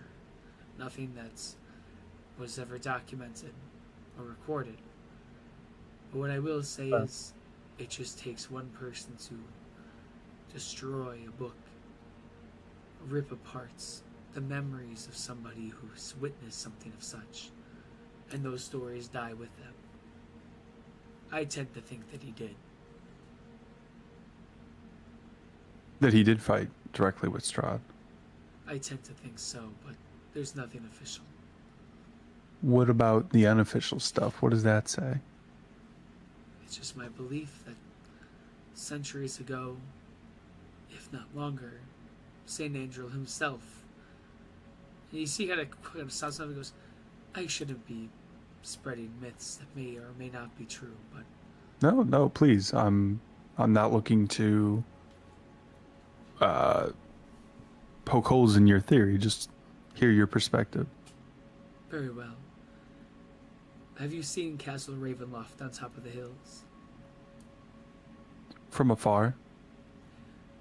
There are some stories that say that St. Andrew himself and a group of knights, brave ones who dedicated themselves to stop and fight evil, made their way high upon the mountaintops to Castle Ravenloft. Blades in hands and bravery in hearts. They made their way over there to fight the undead, to try to slay Strahd many, many, many moons ago. Nobody knows if he won or lost. But there's rumors that a weapon from him, of St. Andrew himself, still lies in this land. It's a blade made of pure sunlight. Something that can pierce the skin and flesh of that vile dark lord up there on top of that mountain. But what do I know? It's just a story that, different priests who have been inside St. Andrew's have passed down for forever, but we were never told to really put that in our teachings. Mm-hmm. And if one were to believe the legends, do they say where this blade might be resting now? You seem to be somebody who's interested in adventure, aren't you? Yeah, and just St. Andrew in general. Well, I appreciate the interest when it comes to who we follow, but there is a temple that is on top of the mountains north, with rooms and halls made of pure amber. It is said that there is that object that you seek lying somewhere inside the walls. But I will warn you, friend, that temple is a place of pure evil. There are gifts and things that, if you accept them, they give you sorts of powers, inhumane powers. But they leave a scar. They become part of you. And most of all, they never leave if you accept them. people with greed, when they go up there, they come back different every time, if at all. I warn you, friend, that there's many ways to live life, make a decent living, explore, make an impact. I don't think taking that challenge is worth it. I mean, people go up there knowing that those dark powers can cure any illness, provide strength, constitution when it comes to battle. I even heard of a man who lost his leg on a fishing accident and was so desperate that he dragged himself up the mountainside to get his leg back. Just an old wise tale. But I'd be concerned when it comes to greed if you ever go up there. Mm-hmm. Mm-hmm. You said they can cure any illness. There's different tales of people curing blindness, some that were poisoned with even the most toxic and poisonous herbs were able to be cleansed, possessed, the spirits leaving their body. There's tales of all those successes, but at what cost? Why? Do you know anybody who may be ill? Was it your friend who ran out? Well, seems that might not be something he needs these gifts for, but rather the level of incense in here. Are you burning anything? You said sage and oils and potions. You got anything aromating in here? Well, they're supposed to be unscented, but maybe it's just the fumes themselves that maybe triggered some type of allergic reaction. Yeah, it seems like he's having a bit of an allergic reaction. That's why he ran out. He's got some blisters on his face, so some hives or something. So it must be some sort of No. pollen or something. No. Yeah. That sounds more like some type of infestation of a hostile spirit. Infestation. Yes. Maybe perhaps he is possessed by some type of entity. I would be concerned for your friend if you couldn't step inside the walls of St. Andrew's. Well, he did. He was here for a little bit. My friend, he lasted 7 seconds. I mean, 7 seconds is 7 seconds. He you still know? has not re-entered inside the church. If you would like to test it out, please try to bring him just through the doors, not even towards the oils and incense. Well, I don't want to be that guy to bring someone back into an allergen, you know. He looks at you with kind of this long pause and goes, "If you can sleep next to that as a party member, sure, but I'm afraid that I'm afraid that living and sleeping inside the church might not be possible for him." Well, yeah, no, we don't have to sleep here. That's okay. I wouldn't want him to have a more severe allergic reaction. Right, so none of you want to rest inside the church anymore. Well, I didn't say that. I just said we didn't have to. If one of us is allergic to, I don't know, the landscaping or something. I see. Well, you wouldn't get the protection outside of the walls of this place. Like, not even on the steps? You have Are to there steps? There are, yeah, but you have to enter inside the doors. I see.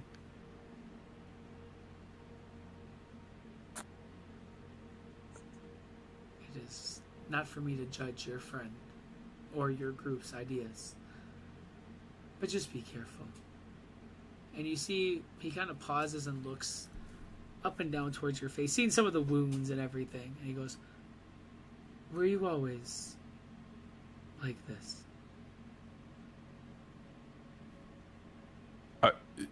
No, sorry, we've come back from the orphanage. There was a bit of a Oh, scuffle there. Yeah, it's not always this. Here, if I'm leaking pumpkin seeds, let me pick those up. I understand the wounds, friend, but have you always had a pumpkin face? No, no, I haven't always been like this. Don't go to the temple to change that. You are perfect in every way you can imagine. You don't need some dark gift that is going to control your eternity to go back to how you must have looked. People will learn to love you as a pumpkin. I don't know about that. A lot of people in this town don't seem to be very accepting. They wouldn't be accepting to some people even when they have faces. I have a face. You see, he kind of pauses. He goes, he goes, he goes, sure.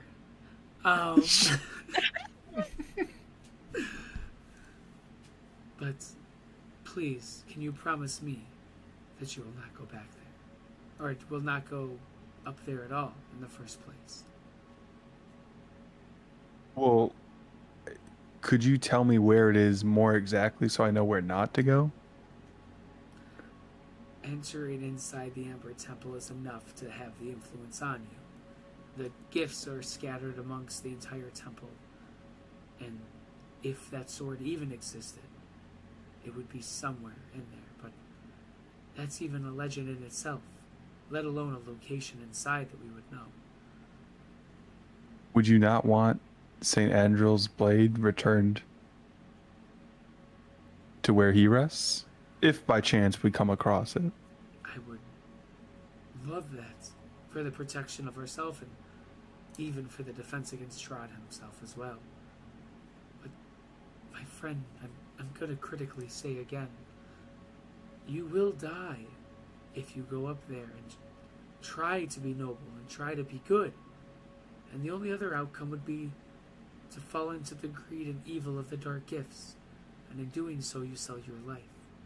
Either way, it's not worth it. It would be a sacrifice to look for an object that may or may not even be up there. Hmm. No, I hear you. I hear you. You just said mountains to the north? About how far? My friend, for the final time, Just so I know where not to go, Father. just don't go north. Stay in the town. Make We a have living. to go north. That's no. We have other things we need to do. But to avoid the mountains to the north, like to the direct north, go around those mountains. Do not leave the town. That is my final saying to you. All right, Father. He just I kind of puts his appreciate head it. down and goes, I pray for you. Thanks. He walks past Gaston and goes, my friend, I believe that you're going to lose a party member soon. He isn't heeding my advice when it comes to the temple up north. He just watches him leave kind of through the door. He goes, he might be somebody you have to keep an eye on. And for your other friend, I fear that he may be possessed by something. Blistering on the face is a sign of some type of evil that lurks beneath the skin. He protested, hurting his mistress, Lyra, at the orphanage. Angered, infuriated. But he kept his morals. For at least now. Even if he is possessed by something. He is strong enough to hold it back. For now. And if he must be dealt with, he will be dealt with. I worry for you and the party. But if you know what you must do if the time comes, I feel you would. I just don't want any innocent blood spilled is all. Because I saw the mask on his face.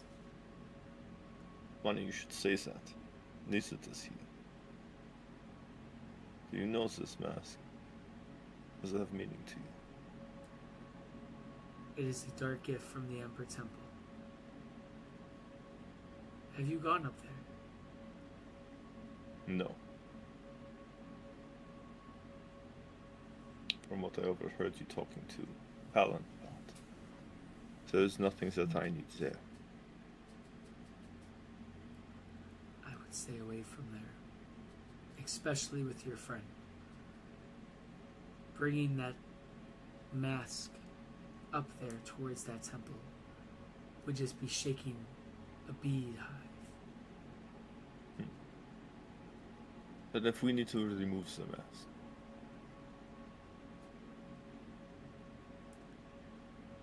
There's nothing you can do.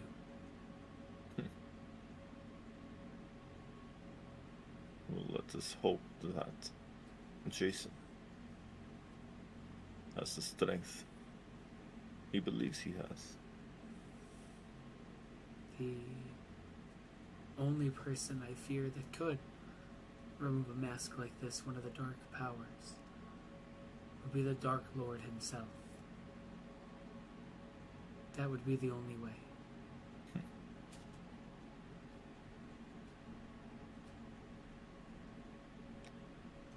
Well, we'll see how far this goes. We'll see if he keeps himself. If not, it will be handled in accordance to his actions.